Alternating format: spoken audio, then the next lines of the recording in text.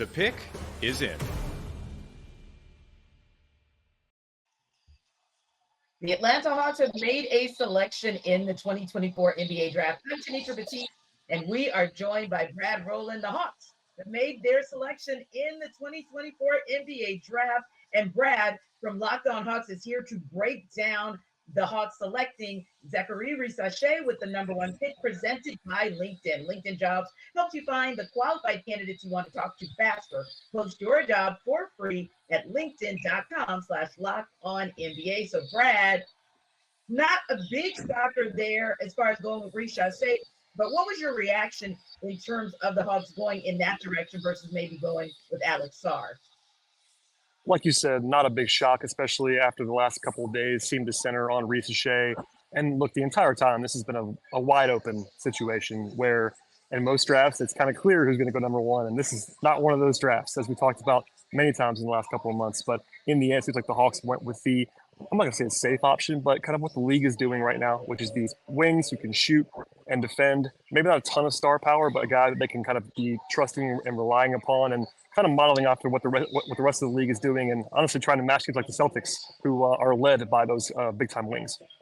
Indeed. Now, how does going with that wing, that guy that gives them 3 and D, give you some insight into maybe what the Hawks might do as far as building around or even moving on from Trae Young? Yeah, that's the big question now. Like, once this pick is made, and it's been made, and that was the big drama, they have other work to do. They have decisions to make in the backcourt in particular. I do think the Risacher is not going to be necessarily like a number 1 option, so he does fit well with their guys they already have, including Trae Young. But it's not a secret. The Hawks have this kind of decision to make in the backcourt that most people don't believe that those guys, Trae Young and DeJounte Murray, are going to be and should be linked together for the long term. So that choice is going to be big. I do think that he fits well with Trae Young in particular as a guy who could set him up. But certainly that the attention now shifts. Once this pick is over, it was always going to be domino number 2 was the backcourt. Indeed. Domino number 2 has been the backcourt. But, Brad, you could make an argument for maybe the front court and some challenges that they're having, especially at the 5 position, if you will. So when you look at now this domino has fallen, and now it's really time to get into what the Hawks are going to do with free agency. How does going with a Risacher for the number 1 draft pick kind of impact what they're going to do, in your opinion, in free agency? I think it gives them flexibility, because the hardest thing to find is these 2-way wings. And look, no one's talked about it yet as to why they did this, but I'm pretty confident Landry Fields is going to say something to that effect, where everyone wants these 2-way wings. And basically, because you have to spend such a high price. Look, Mikal Bridges got traded for 5 first-round picks just a day ago. And while he may not be Mikal Bridges, that's kind of tell you what those guys go for in free agency and go for in trade. So they're definitely going to be important to see what happens next. And I think the center spot's one to keep an eye on for sure. Capella and Kongwu has been that pairing for a long while, and they might break up them too. But in the end, they didn't pick a center, and that leaves more flexibility in that position right now, because they could still keep them both if they have to. Yeah, and one more question before we wrap up. Just going back to Landry Fields had already kind of tipped his hand real quick to last week, saying, hey, we're going to pretty much stick with that number 1 pick. Were you good with them sticking with the number 1 pick in terms of the future? Yeah, I think if they had traded back, it wouldn't have been a big surprise to me. I would have been okay with it. But in the end, the most likely thing in any single pick is to stay there and make the pick, especially number 1 overall. There are not a ton of teams that have traded that pick away. So it's anything but a surprise. I'm not surprised by it. And they got their guy. In the end, that's the one thing that you can do at number 1 overall, is pick whoever you want. And in the end, they chose that to be Risacher. So they're obviously comfortable with it. And that's where we're going long term. Indeed. For more on the Hawks, subscribe to Locked On Hawks on YouTube or wherever you get your podcasts. And for more on Zachary Risacher, let's get an inside look on his path to the NBA. This is Richard Saman from the Locked On NBA Big Board podcast, talking about Zachary Risacher, the wing from France. He is a very interesting prospect at 6'8", only a 6'9.5" wingspan. No, it's actually pretty big, but for a wing, you want to have somebody with a lot longer than their body of a wingspan, generally 7 foot plus, approaching that. Not quite there. It's kind of a red flag for him, but his dad played basketball in Spain, so he comes from a basketball family. He's a really good shooter, and he's a very good defender. Everything else kind of in between is a little bit tough to come across. Reminds you a little bit of how he's at the top of the draft, the way Jabari Smith was at the top of the draft just 2 years ago, compared to some creators and some bigs. the same way that Jabari Smith was at the top. He's not a bad comp. A little bit of different players, but that 3-and-D mold with some area to fill in is going to intrigue some teams at the top. And because of that, Risacher is actually one of the safer players. And if you're looking for a player that can be 3-and-D right away, start, but not really grow too much into star mold, Zachary Risacher is your guy. For continuing coverage of the 2024 NBA Draft, subscribe to Locked On NBA on YouTube or wherever you get your podcasts. Part of the Locked On Podcast Network, your team every day. The pick is in.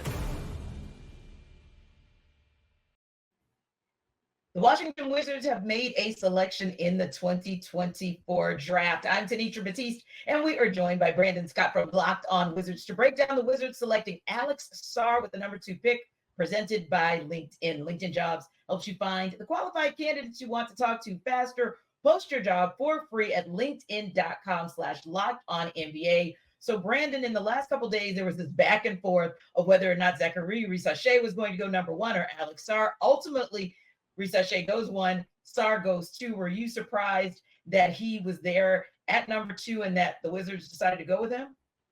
I'm not surprised, but I am, if that makes sense, because there's going to be a lot of smoke and mirrors this time of the year with the draft, free agency, and the trade market. So I know that with the Hawks held all the cards, so kind of expecting anything. But Alex Sarr, when he made it known that he wanted to come to DC, he liked what was going on in DC, kind of gave an indicator that it was going to be the pick of 2. And I'm very excited because his age, his intangibles, very excited with this pick. Yeah, I think that he's an interesting one because he's one of those guys, to your point, where he could potentially fit into this Wizards front court early and kind of make a splash. So where do you see him kind of being able to fit in because of the skills that he brings to the table to make an immediate impact? I think that would have to kind of answer that would rely on future moves, because right now Kyle Kuzma is the starting power forward, and you saw that Denny Avdia was sent out of town for the 14th pick, so they're trying to clear a lot of cap room and send a lot of these veterans off the roster and start a youth movement because we're still early on in the rebuild status. And Alex Sarr, he's 19, so he fits the timeline long term, but youth movement, because if other factors, look at Brian Keefe was the head coach, so he's a developmental coach. Him and David Vanderpool, the top assistants. So right now, development is the name of the game. So but Alex Sarr is going to do well. Where he projects, again, kind of depends on what direction he go with Kyle Kuzma. If they trade Kyle Kuzma, he definitely slots in at the 4 because he's a 7'1", but he definitely prefers the 4, which I think is very intriguing. So if we move Kyle Kuzma, I definitely see him being our next starting power forward. And what do you like the most about Sarr? Because he's one of those guys, to your point, that brings some things to the table, but kind of want to know if you feel like it's more of a ceiling for him, like he's a high ceiling, high floor. What do you feel is his upside? I think the biggest thing about him that I like is versatility. If you look at the Washington Wizards, we have a lot of guys who are versatile. Bilal Coulibaly can play the 2, the 3, the 4. He can guard all 5. Versatility is the name of the game. 7'1", probably 20 years ago, 15 years ago, you would say he'd be a center. But now, Yes. a lot more versatile players now. He can play the 4, he can play the 5. His shot will develop. His shot is definitely something that's very raw in the process, but his shot's there. But he checks all the boxes: interior defense, interior offense, rebounding. He just fits so many boxes for the Wizards. Yeah, and more importantly, and maybe most importantly, Brandon, like you said, he's excited to go to the district and be able to make some impact with this Washington Wizards team. For more on the Wizards, subscribe to Locked On Wizards on YouTube or wherever you get your podcasts. And for more on Sarr, let's get an inside look on his path to the NBA. Alex Sarr is a 7'1" modern NBA big hailing from France. Many people believe Sarr's athleticism combined with his offensive potential position him to be a top 2 pick in this year's draft. I am James Barlow from the Locked On NBA Big Board podcast. Alex Sarr has the potential to play either the power forward or the center position. The 19-year-old last played for the Perth Wildcats of the NBL in Australia, where he averaged 9.6 points, 4.5 rebounds, and 1.5 blocks per game in just 18 minutes per contest. Prior to the NBL, he helped France win the bronze at the 2022 FIBA Under-17 World Cup and then silver at the 2023 FIBA Under-19 World Cup. His current NBA player comp is Evan Mobley.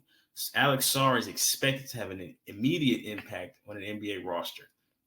For more on Alex Sarr and all things NBA related, follow and subscribe to the Locked On NBA Big Board podcast on YouTube or wherever you get your podcasts. And for continuing coverage of the 2024 NBA Draft, subscribe to Locked On NBA on YouTube or wherever you get your podcasts, part of the Locked On Podcast Network, your team every day. The pick is in.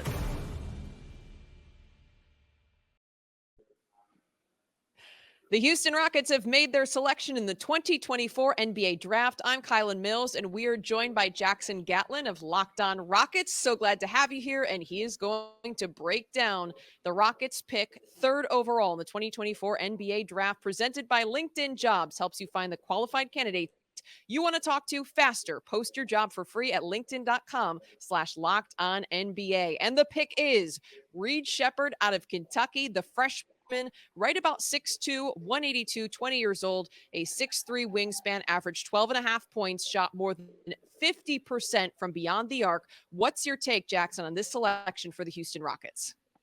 First off, Kylan, this is a fantastic pick for the Houston Rockets. They address easily the biggest need this team had last season. Their Achilles heel was a distinct lack of shooting. So adding the best shooting prospect in the draft was a slam dunk move. But on top of that, they're also getting a great creator, somebody who can create and facilitate for his teammates, both in transition and in the half court, understands how to leverage his shooting gravity to get other guys involved in the pick and roll, things like that, and an above average defender. He's a great defensive playmaker. He has great hands. He really understands how to read and react and is great inside of a team defensive construct. So there's, some people that were maybe a little bit down on him from his measurables, a little bit shorter, not a great wingspan. But I think that all the skill checks that you go through with him are off the charts. This is just a great pick for the Rockets. Curious as to what you think his role would be immediately, because you've got Fred VanVleet already under contract, so there wouldn't necessarily be a pressure for Sheppard to come in and have to make an impact immediately, even though you think he has some potential. Maybe he comes in off the bench. Just kind of curious, how do you see him carving out a role as a rookie within this team? Yeah, this Rockets team is definitely in win now mode after a 19-win increase this past season, going 41-41. There might not be an immediate spot in the rotation for Reed Sheppard, but Ime Udoka treats his lineup like a meritocracy where the best players get the minutes. We saw last season how both Amin Thompson and Cam Whitmore as rookies carved themselves roles in the Rockets rotation when we really weren't sure if they were going to be able to do so last year. So I fully believe that Reed Sheppard, with his skill set, his talent level, there's a very realistic possibility where down the line he could carve himself a spot in the Rockets rotation as kind of their tertiary ball handler or just the direct backup to Fred VanVleet.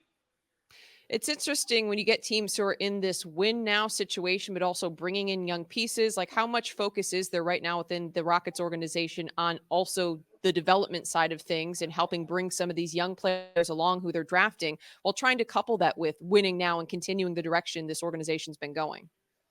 Yeah, no, I mean, that's a great question. Rafael Stone recently addressed media and basically conveyed the feeling that, development is so much more than just the 48 minutes that you see in a basketball game on a night-to-night basis. It's about all the behind-the-scenes stuff. It's about practices. It's about film study, film sessions, all the things that happen, outside of the actual game environments for these players.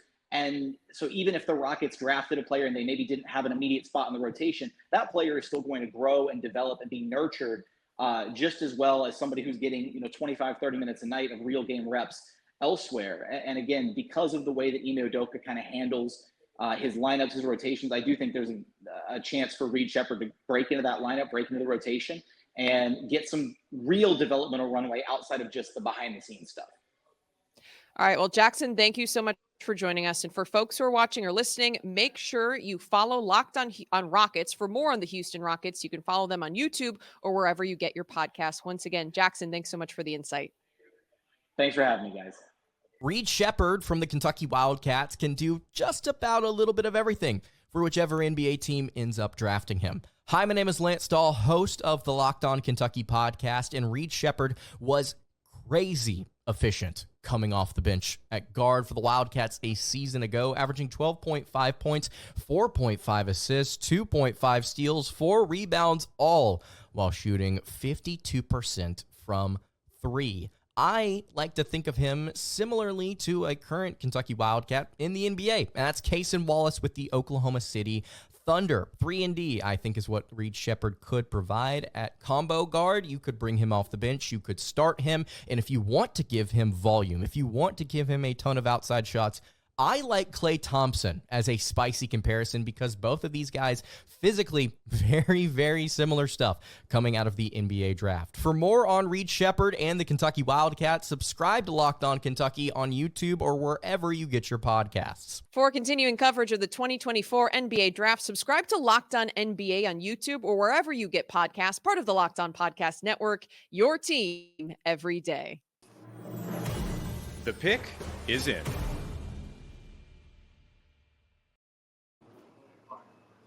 All right, the Detroit Pistons the 2024 NBA draft. I'm Kyle Mills, and we are joined by Ku Kahil from the Locked On Pistons podcast to break down the Detroit Pistons selection, 5th overall draft. Presented by LinkedIn Jobs, helps you find the qualified candidate you want to talk to faster. Post your job for free at linkedin.com/lockedonnba.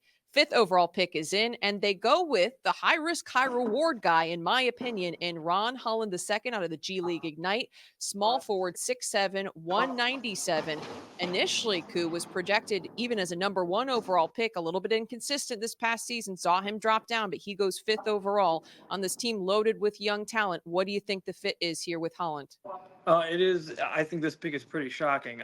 We just got done talking with Ron Holland, and he himself talked about how he didn't work out with the Pistons before the draft. He didn't talk with the Pistons at all before the draft, and that he was pretty shocked he went 5.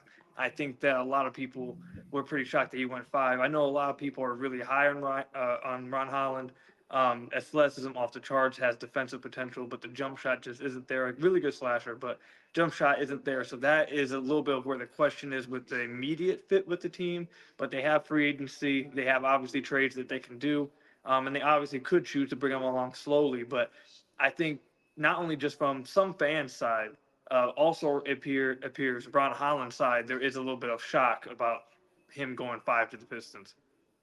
Yeah, absolutely. You mentioned the athleticism, some streakiness in terms of the shooting. Realistically, though, with where this Pistons team is at and a majority of their core being recent draft selections and young players, like how much time does he have to develop? How quickly are they going to be looking for him to make an impact? I think that's the question that a lot of people are going to be asking. I don't really know the answer to it just yet. It really depends on what the Pistons end up doing in this offseason free agency and the trade market, because we did just hear from Trajan Langdon, the new president of basketball operations, just a few days ago, and he spoke about how he wanted to add veterans. He did want to add some people that complemented the roster a little more, but he also said that he wanted to go take it a little slow and he wanted to develop his own guys. So as of right now, it really is. I think a lot of people are a little confused about, or not, maybe not confused, but interested to see what the route is the rest of the offseason for the Pistons. It's interesting based on hearing that, then that the organization goes with a Holland, who to me is maybe a little bit more of a project and a longer term development piece versus someone who's going to make an impact in his rookie season. You mentioned the surprise and shock, not just from Holland's side, but maybe from fans and the media. Like, what's the temperature right now for Detroit Piston fans? Obviously, it's been a tough number of years for the organization, but you're starting to get some exciting young players. Like, what's the outlook from fans heading into this draft and now with this pick being made? I'm seeing a lot of positivity from fans. I think a lot of Pistons fans had Ron Holland high on their boards, just overall wise. It just didn't seem like that him going to the Pistons at 5 was ever something that was really being considered. Again, he didn't talk with the Pistons, didn't work out with the Pistons. I didn't really see much talk about him going to the Pistons. So it's just more so of a shock right now. There is a lot of Pistons fans that, again, really like Holland, but again, are questioning, okay, well, if you got Holland, is he expected to have an immediate impact? Where is the improvement in shooting coming from? How are you complementing the team, especially Kate Cunningham? So I think overall with Ron Holland, the prospect, I think a lot of Pistons fans like him. I think right now there's just a little question to, okay, what's next? Because I feel like there has to be something else coming after this if you take Ron Holland and you still need to address a lot of things, especially with the fact that Donovan Clingan was there at 5 and they didn't take that advantage to trade back into the draft. I think that was probably the part that really shocked people the most. But I don't think anyone dislikes Ron Holland, the prospect. It's just more so of what's next. This definitely was an eyebrow raiser for sure, just based on where this Pistons roster is at. Thanks so much for the insight, Ku. We'll let you go digest this. Appreciate you sharing your thoughts from the Locked On Pistons podcast. Thank you. Ron Holland of the G League Ignite plays with incredible energy and is a very good athlete who figured his way into scoring nearly 20 a game in the G League, despite a poor shooting season. I'm Leaf Tulane of Locked On NBA Big Board, and Ron Holland is a live wire athlete who measures in at over 6'6" without shoes and has the capacity to impact the game defending the perimeter early in his career. But despite entering the year ranked at the top of the draft boards, his lack of offensive polish is scaring teams away.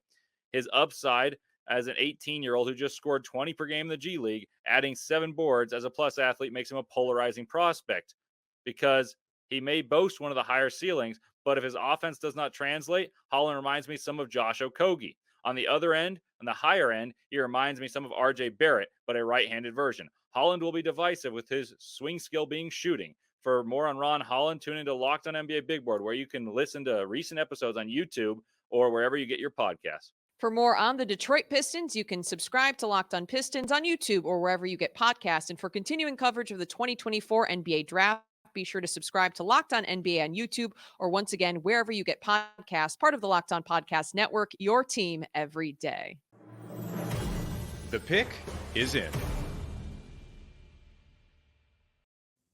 The Charlotte Hornets have made a selection in the 2024 NBA Draft. I'm Tenitra Batiste, and we're joined by Doug Branson from Locked On Hornets to break down the Hornets selecting Tidjane Salaün with the number 6 pick presented by LinkedIn. LinkedIn Jobs helps you find the qualified candidates you want to talk to faster. Post your job for free at linkedin.com/LockedOnNBA. So, Doug, with Salaün coming from France, Hornets fans may not be familiar with his game, so give him maybe a quick tutorial on the power forward.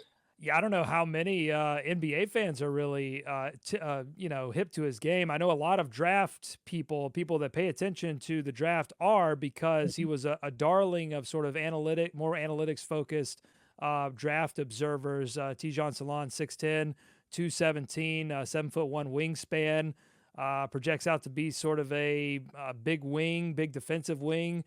Shooting is not necessarily a concern, but it definitely has to develop. He showed some stronger signs, I think, in the latter half of his last season for Cholet Basket, that shooting was starting to come along, that the range shooting was starting to come along. Decent free throw shooter, I think 82%, almost 83% from the line. So that projects well for his shooting.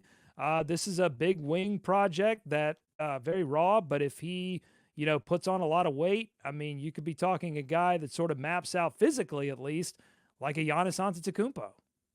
Wow, high praise for Salaün. Now, with Miles Bridges, Grant Williams still presently on the roster, where do you see Salaün fitting in at the 4? Yeah, I think if they don't re-sign Miles, there will definitely be an opportunity to play, particularly for a team that I don't think sees itself really even contending for a play-in spot. Certainly not next season, but maybe even extending a little bit further down the line. So, yeah, I mean, you lose P.J. Washington at the trade deadline as well. So there is absolutely room at the forward position for him to get playing time. I think the big question will be, how ready is he to play? I think this is going to be a big test for a new front office and a new coaching staff helmed by Charles Lee. That part of the reason Charles Lee was hired was because of player development. This is going to be a huge test for that player development right off the jump. Can they get this guy ready as soon as possible to contribute? I look at a guy like Bilal Koulibaly last year, also from France, who a lot of people thought, hey, that guy was drafted a little higher than a lot of people were thinking. Is he going to be able to contribute? He got a lot of minutes for Washington and was able to do some very interesting things that I think surprised a lot of people. I don't think Salaün is going to come out of the jump and be like a Rookie of the Year contender by any stretch, but I think he absolutely can contribute to the Hornets next season. For more on the Hornets, subscribe to Locked On Hornets on YouTube or wherever you get your podcasts. And for more on Tidjane Salaün, let's get an inside look on his path to the NBA. Tidjane Salaün played at Cholet Basket in France and is a hot topic in draft circles, and deservedly so, as he might have the most potential in the NBA draft. I'm Leaf Tulane of the Locked On NBA Big Board, and here's what's to know about Tidjane. He's a 6'9", 205-pound wing who's only 18 years old and has played his best basketball late into the season and into the playoffs, leading Cholet to an upset quarterfinal win, hitting big shot after big shot to score 19 points in a playoff game. He averaged 10 points and 4 boards on the season, but just one look at the film and you're quickly convinced of his ability to translate to and eventually thrive in the modern NBA because he's huge, plays with tremendous hustle, and his shot inspires faith despite decent shooting numbers. Another thing I love about Salon is he does not shy away from the moment as many youngsters and growing shooters do. And he can pair that with the athletic traits that bode well for defensive rebounding as he matures. For more on Tijan Salon, listen to Locked on NBA Big Board on YouTube or wherever you get your podcasts. And for continuing coverage of the 2024 NBA Draft, subscribe to Locked On NBA on YouTube or wherever you get your podcasts. Part of the Locked On Podcast Network, your team every day. The pick is in. The Portland Trail Blazers have made a selection in the 2024 NBA Draft. I'm Tanisha Batiste, and we're joined by Mike Richmond from Locked On Blazers to break down the Blazers selecting Donovan Clingan with the number 7 pick presented by LinkedIn. LinkedIn Jobs helps you find the qualified candidates you want to talk to faster. So post your job for free at linkedin.com/lockedon. So Mike, how did the Blazers luck up and get Kling Kong at 7? Well, I guess the teams rumored to be chasing Donovan Clingan either were unwilling or unable to strike a deal to leapfrog the Blazers. I think there was a lot of reporting that Portland was interested in Clingan leading up to the draft, even some reporting that they were interested in themselves trading up to make sure it happened. And when when Houston made their pick at 3 and then Charlotte at 6, it became clear that it was going to happen. I think those were the two sort of big moments or, pressure points the Blazers had to survive to get their guy. And now they got him. Speaking of big, what's the biggest upside to this particular big for the Blazers front court? Yeah, I mean, he's gigantic. He measured. He measured over 7'1" in shoes. I believe he had a 9'7" standing reach at the combine. Like he's just a giant person. I am personally a little concerned about what he does on offense. I think of his lack of shooting range, and sort of how he can score outside of direct post-ups. And I don't even think he's going to be a direct post-up guy. It might limit him a little bit, but he's going to defend the rim. He's going to be a guy who plays mostly in drop coverage and is gigantic around the basket. It's still the most valuable thing in the NBA is to prevent teams from getting layups. And he will be able to do that at probably a relatively high level. And we'll see how early he can get to that relatively high level. But the defensive upside is there. The passing, he has some passing chops that I think are really intriguing. And if he becomes even somewhat of a positive in other aspects of his on offense, I think he's going to be a really good player. Where do you see him kind of fitting in terms of where DeAndre Ayton is and what he brings to the table versus what Klingon brings? Yeah, that's a tricky one, right? The Blazers traded their franchise icon a year ago, and the big prize piece they got back in that trade was this 25-year-old center. And now, less than a year later, they've maybe drafted his replacement. I don't think they need to trade DeAndre Ayton now, like immediately in July. I'm not watching TV. Maybe they're trading him right now and we'll have to re-record this, but I don't think they need to rush and do it immediately, because I don't think Donovan Clingan, a guy who wasn't like a big minute guy in college, is all of a sudden going to step in and play 30 plus minutes a night in the NBA as a rookie. I think that would be wouldn't be realistic. So they can wait a little bit, but I think it's pretty obvious that by making this pick, DeAndre Ayton's days in Portland are numbered. I don't think you can play them together, and I don't think you draft someone at 7 with all of this reporting, we want this dude, we want this dude, we want this dude, if he isn't part of the future, the medium and long-term future, and the dude you just traded for last year is probably not. Yeah. And like you said, it's amazing to think that he was there at 7 because he could have gone up the board. We heard as high as number 1, or he could have gone slightly down the board. So yeah, Portland indeed got the big that they wanted. Now, for more on the Blazers, subscribe to Locked On Blazers on YouTube or wherever you get your podcasts. And for more on Donovan Clingan, let's get an inside look on his path to the NBA. Donovan Clingan, Kling Kong from the 2-time defending champs UConn Huskies, the most impactful player in college basketball. Hi, I'm Mark Zanetto from Locked On UConn. At 7'2", 280 pounds, Donovan is an imposing figure on the defensive end with surprising touch and footwork on the offensive end. His basketball acumen is underrated and will develop as a plus 3-point shooter at the NBA level. I'd put Donovan as a comparable to a potentially tougher version of a Rudy Gobert with the passing and shooting ability of a Domantas Sabonis. Clingan will 100% have an immediate impact from whoever drafts him in the NBA. For more on Donovan Clingan, all things UConn, follow and subscribe to Locked On UConn on YouTube or wherever you get your podcasts. And for continuing coverage of the 2024 NBA Draft, subscribe to Locked On NBA on YouTube or wherever you get your podcasts. Part of the Locked On Podcast Network, your team every day. The pick is in. The Memphis Grizzlies have made their selection in the 2024 NBA Draft. I'm Kylan Mills, and we are now joined by Locked On Grizzlies host Joe Mullinax to break down his team's pick. With the 9th overall selection, the Memphis Grizzlies have chosen Zach Edey out of Purdue, and this is presented to you by LinkedIn Jobs. Helps you find the qualified candidates you want to talk to faster. Post your job for free at linkedin.com/LockedOnNBA. All right, Joe. I think it was clear, or at least to a lot of folks, it was clear the Memphis Grizzlies were going to bring in a big. They need to bring in a rookie who could be physical right away. You pick up Zach Edey, 2-time National Player of the Year, 7'4". He's got 300 pounds to throw around out there in the paint. What is your initial reaction to this team bringing in Zach Edey? As somebody that was really into Donovan Clingan, I'm a little bit disappointed, right? There was that moment on X where there was like the Grizzlies are trading to 6 to get Clingan. It's like, oh, right. It was a celebration. And then that 90 seconds was taken away from me. But I do think that they checked a box, right? Memphis is unique among these lottery teams. They're not a group that's trying to rebuild. They're trying to contend for a championship now. That's what I've been talking about on Locked On Grizzlies just about every day. Are you trying to win a championship or not?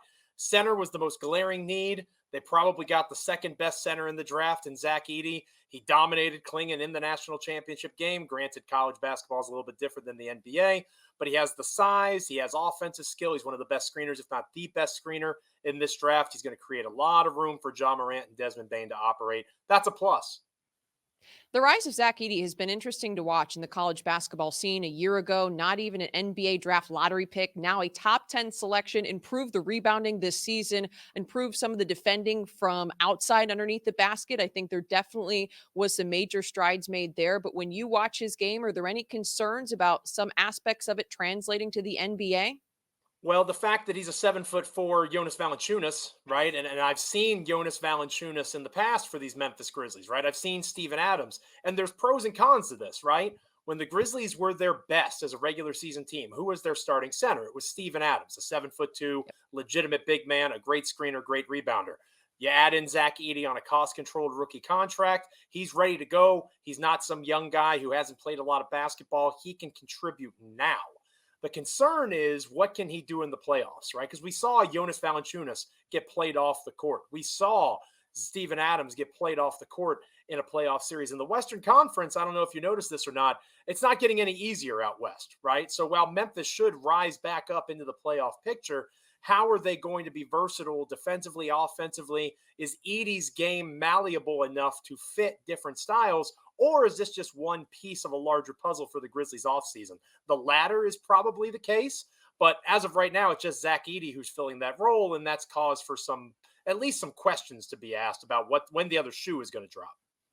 Well, when you're talking about Zach Edey's fit and how he's going to work with this system, one thing that was key for him at Purdue was having three-point shooters around him. The Boilers had one of the best three-point shooting percentages in the country this past season en route to that national title game.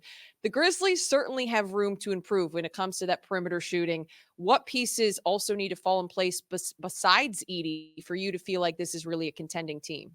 I appreciate you being so kind and nice to the Grizzlies when saying there's room for improvement. They were one of the very worst teams shooting the three-point ball this I'm putting it nicely, all right, Joe? I'm not going to throw you under the bus here. Oh, well, my head's too big. It wouldn't fit. But I think that the biggest irony with this is they also were top 5 in the NBA in shooting the three. So they were number 5, I believe, exactly in terms of three-point attempts per game, but they were one of the worst three-point shooting percentage teams. They do have Desmond Bane. They do have some room to make some additions. Gigi Jackson had a career year. It was his rookie year, but comparing it to college ball and even high school, he had never shot the three as well as he did in his first year at Memphis. Vince Williams Jr. is there. Jaren Jackson Jr. has that capacity. So there are some pieces in place. And again, the Edey selection here makes it more likely that they're able to do some things with other shooters in the mid-level exception, maybe some other trade. And Luke Kennard's team option, which is up in a couple of days, that figures into this as well. Kennard is one of the best three-point shooters in the NBA, but Memphis has to make a decision whether or not they're going to opt into his last year of his deal. All right. Well, Joe, thanks so much for the insight. Zach Edey officially joining the Memphis Grizzlies. Will be very interesting to see exactly how that fit shakes out. Appreciate the time. Thanks for having me, of course. Purdue's Zach Edey was college basketball's most dominant player the last 2 years. I'm Craig Sheeman for Locked On Big Ten. Zach Edey is a legitimate 7'4", a sturdy 300 pounds, and he's got a wingspan of 7 feet 11 inches. He averaged 25 points, 12 rebounds, and 2 blocks per game for the Boilermakers this year, and he's the 2-time National Player of the Year. His numbers coming out of college are comparable to Shaq's at LSU, but his game is more like Yao Ming's. If this draft were 20 years ago, this kid would be the number 1 pick. There's no question about it. But today's NBA game is full of shooters of all sizes on the perimeter. The one thing Zach Edey struggles with is shooting on the perimeter. In fact, he made just 1 3-pointer in his entire college career, and that was this year against Indiana, and he banked it in garbage time. I'm going to be honest. I'm going to be as curious as anybody to see how he's used in the NBA. But I clearly think there's a place for him if he goes to the right team. For more on Zach Edey and all things Big Ten, follow and subscribe to Locked On Big Ten on YouTube or wherever you get your podcasts. Also, for more on the Memphis Grizzlies, you can subscribe to Locked On Grizzlies on YouTube or wherever you get podcasts. And for continuing coverage of the 2024 NBA Draft, subscribe to Locked On NBA on YouTube or wherever you get podcasts, part of the Locked On Podcast Network, your team every day. The pick is in. The Oklahoma City Thunder have made a selection in the 2024 NBA Draft. I'm Tanisha Batiste, and we're joined by Rylan Stiles from Locked On Thunder to break down the Thunder selecting Nikola Topic with the number 12 pick from Houston, presented by LinkedIn. LinkedIn Jobs helps you find the qualified candidates you want to talk to faster. Post your job free at linkedin.com/LockedOnNBA. So Rylan, the Thunder finished number 1 in the Western Conference last season. Big part of that was their depth, but what does Topic add depth-wise to this Thunder backcourt? Yeah, I think that immediately he doesn't add anything for OKC because he's going to be out for the first season. And that was partly the plan by the Thunder because the Thunder have experience with this. They just had Chet Holmgren, who needed a redshirt injury season. And that was part of what made the Thunder comfortable making this selection, was that they know they have a blueprint to handle how to maximize that quote-unquote rookie year for a player even when he's not on the court. How to handle his rehab, how to handle his film sessions, how to handle everything that they can without the full-blown practices and game aspect of things. So in the first year, the Thunder will get to catch their breath and rearrange their roster. That's the luxury they get by being a 57-win team. They do not need the 12th overall pick to be an instant impact. He obviously won't be because he can't play this year. And I think that whenever you look at the other options available, while those are extremely talented players that are available in Dalton Connect, in Devin Carter, Jared McCain, even if they were the pick here, they would have trouble catapulting up the depth chart to overtake an Aaron Wiggins, Isaiah Joe, a Cason Wallace. They'd have difficulties in that aspect. So the Topic pick is a swing for the fences pick that could end up not panning out for OKC, which they would just move forward and not really care. But it also, if he pans out, could be huge, as many people believe this is a top 5 talent in this draft before the injuries. Yeah, and I think you make a great point about them setting the blueprint with what they were able to do with Chet Holmgren. And maybe not for OKC, Rylan. Maybe the concerns aren't necessarily there because obviously they picked him at 12. But with that partially torn ACL in his left knee, obviously won't play Summer League, won't take part this year. But are you concerned about that injury long-term? Yeah, I think that there has to be a level of concern of how quickly he's had a couple knee injuries now. For the Thunder, it's again a gamble that they're willing to take. They understand, I believe, that this could just not pan out at all, and this could be a blip on the radar that we look back on and say, that the 12th overall pick this year did not contribute to an NBA organization. They also could look back on it and say this was a top 5 talent in this draft. And the former point, if that were the case, it wouldn't really impact OKC that much because they have all these future draft picks. They have an already loaded roster, which would make it hard for minutes to come by to whoever they would have taken at pick number 12. They have a get out of jail free card, so to say, if this doesn't work. If this does work, they have a premier talent on a cost control deal right as you're paying Chet, J-Dub, and Shea max money. So it's a real no risk, extremely high reward move. Yeah, and you're right. They have an embarrassment of riches with the depth that's currently on the roster and depth to come with the stack of draft picks that they have been able to acquire along the way. For more on the Thunder, subscribe to Locked on Thunder on YouTube or wherever you get your podcasts. And for more on Nikola Topic, let's get an inside look on his path to the NBA. Nikola Topic, a Serbian guard who plays for Red Star in Belgrade, Serbia, is an interesting player, and it will be interesting to see where he lands due to tearing his ACL recently, but he does boast unique skills as a big point guard who thrives in the pick and roll. I'm Leif Tulin of Locked on NBA Big Board, and Topic, to me, if everything goes perfectly, could have the most desirable skill set of the draft as an offensive weapon, who will distribute and score out of the pick and roll using his 6'6", 200-pound frame. Topic averaged nearly 15 points and 6 assists this season and demonstrated that skill set with an 89th percentile pick and roll operating ability, which is classified as excellent percentage. And then his shot becomes the question. Is it good enough to punish the defenses that dare him to shoot or go under screens, as he's a crafty driver to the basket who couples size and strength and creativity to finish off plays himself, despite lacking top-end speed nor elite top-end athleticism? Time will tell, and tune into Locked on NBA Big Board or on YouTube or your favorite podcasting app to hear more thoughts on Topic. And for continuing coverage of the 2024 NBA Draft, subscribe to Locked on NBA on YouTube or wherever you get your podcasts, part of the Locked on Podcast Network, your team every day. The pick is in. The Sacramento Kings have made their selection in the 2024 NBA Draft. I'm Kylan Mills, and we are joined by Matt George of Locked on Kings to break down that selection. And here it is. This is brought to you by LinkedIn Jobs. Helps you find the qualified candidates you want to talk to faster. Post your job for free at linkedin.com/lockedonnba. With the 13th overall pick in the 2024 Draft, the Kings have selected Devin Carter, guard out of Providence. And before we even get to Carter, Matt, my first question for you is, were you expecting the Kings to trade away this pick? Because there was a lot of talk about maybe doing that to bring in more of a win now piece. So were you surprised to see the selection even happen?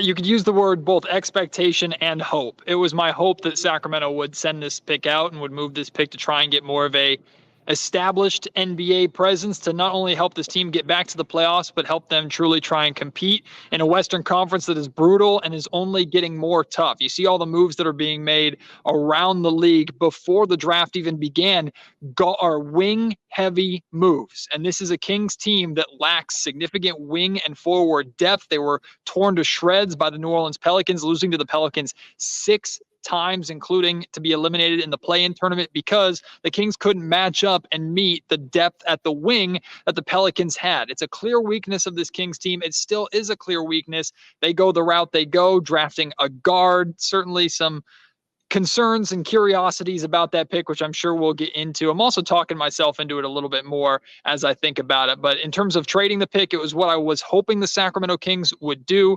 The good news is they still have all their assets going forward to still make a move this offseason trade-wise if they want to. All right, well, Carter coming out of Providence, 6'2", 193, great defensively, supposed to be a tenacious defender, but you pointed out the fit with this Kings team based on the need. They just extended another guard, or at least a combo guard, in Malik Monk. What's the role you see Carter carving out for himself, and is there one? There's just a tremendous abundance of guards here in Sacramento, and this is continuation of a trend. Kings general manager Monty McNair, he has a type. Older guards. That is kind of what Monty has gone with consistently since he came into the NBA, from Davion Mitchell to Tyrese Halliburton to now Devin Carter. Like, he loves to go for that kind of type of player. Like I said, the Kings have an abundance of those players on this roster. So the initial reaction was, what in the world? Why are you going out and getting another guy like this when you clearly have holes in the wing that you need to address? But one of my key focuses or purposes of this offseason for the Sacramento Kings was getting your roster and getting your system on the same page. Mike Brown is preaching defense first. And the team last year, even though being an offensive focused roster, managed to improve to a top 15 defense in the league, which many thought was impossible with that group. Mike continues to preach this. The Kings have kind of, with they re-upping and re-signing or extending Mike Brown, they have essentially committed to the way that he wants to do things.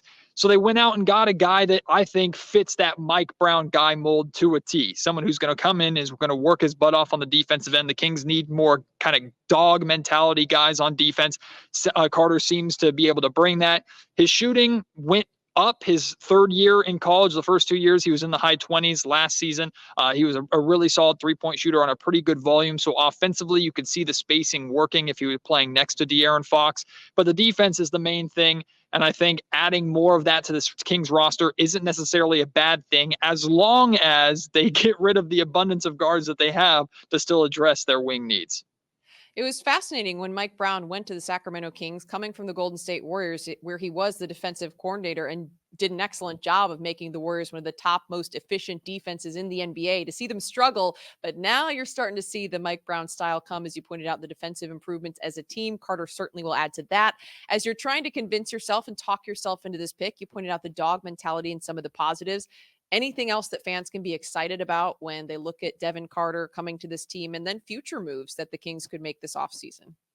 Yeah, I think fans need to give the player the chance and not the position, right? And that's something that's hard for all of us to deal with, because there's always a debate in the draft, right? Do you go best fit or best player available? And I am typically, even though historically it's burnt the Kings in the past, I've been more of the better fit over the best player available argument for a while, especially with this Kings team right now, who is in a position where they're looking to win right away. I mean, through the own words of Monte McNair, their general manager, this team is built to win right now. So that's why I thought, instead of adding a rookie, why not go and add a more established NBA talent in the trade market, which they, again, still can do. But I hope fans give Carter the patience to be able to show that he can impact winning on the Sacramento Kings, even as a rookie. Now, what does that look like? I don't know what his role is. There's some here in Sacramento that believe he could turn into that eventual long-term starting two guard next to De'Aaron Fox, with the assumption that Malik Monk is going to continue to come off the bench in that six-man role. I'm skeptical about that right away. We'll see if that's what he can develop into, but the Kings are in the business of winning today. So as much as they want to develop a rookie for tomorrow or the next few seasons, I understand that. But if Carter can help the Kings win right away, he's going to get playing time. If he can't, he's going to be on the bench. It's the big challenge. How can you develop young pieces while also trying to focus on winning now? A very difficult thing to do in the NBA. Matt George of Locked On Kings, once again, thanks so much for joining us. Devin Carter going to the Kings with a 13th overall pick. My pleasure. Providence point guard Devin Carter is perhaps the most versatile guard in this entire draft class. I'm Andy Patton, the host of the Locked On College Basketball Podcast. Carter is a 6'3" guard who did a little bit of everything last year for Kim English and the Friars. Armed with an elite 6'8" wingspan, Carter is a high-level defender and rebounder for his position, who averaged just under 20 points per game last year while posting elite defensive numbers and shooting about 38% from three. Carter's length and defensive chops are reminiscent of a pair of Boston guards, Drew Holiday and Derek White, and while that's a tough ceiling, it is within reach for the versatile guard. For more on Devin Carter, the Big East, and all things college basketball, check out the Locked On College Basketball Podcast on YouTube or wherever you get podcasts. For more on the Sacramento Kings, subscribe to Locked On Kings on YouTube or wherever you get podcasts. And for continuing coverage of the 2024 NBA Draft, subscribe to Locked On NBA on YouTube or wherever you get podcasts, part of the Locked On Podcast Network, your team every day.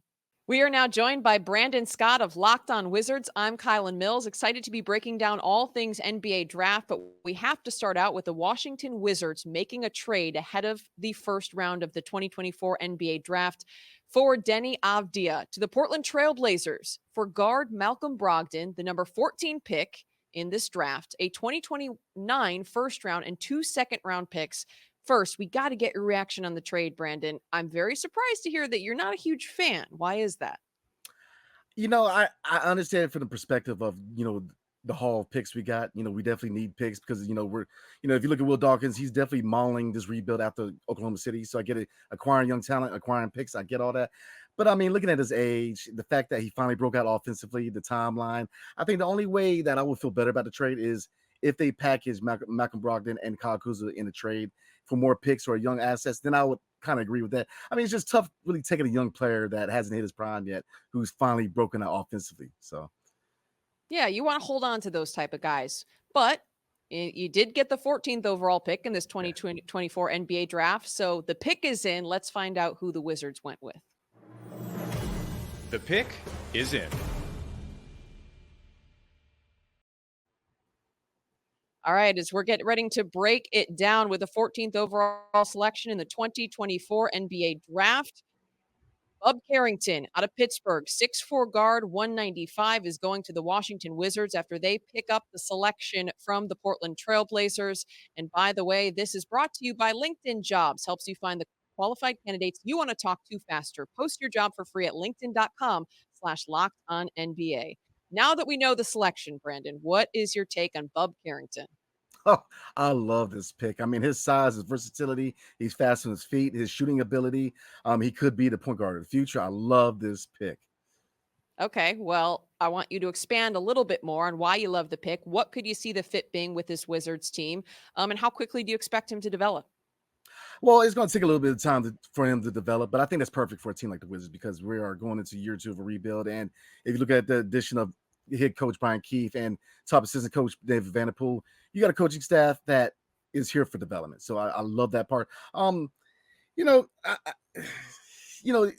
It's tough to say because I do love the pick. It's just as far as looking at the timeline, but I will say this about the pick. It is perfect because if you look at other parts of the organization like Jordan Poole, I mean, they've shown that they're ready to ship out a lot of veterans. So the biggest thing this season is trying to boost the value of Jordan Poole. So maybe you can look at Bub Carrington as probably the point guard of the future. So, like I said, a lot of it is depending on future moves. Do they move on from Malcolm Brogdon?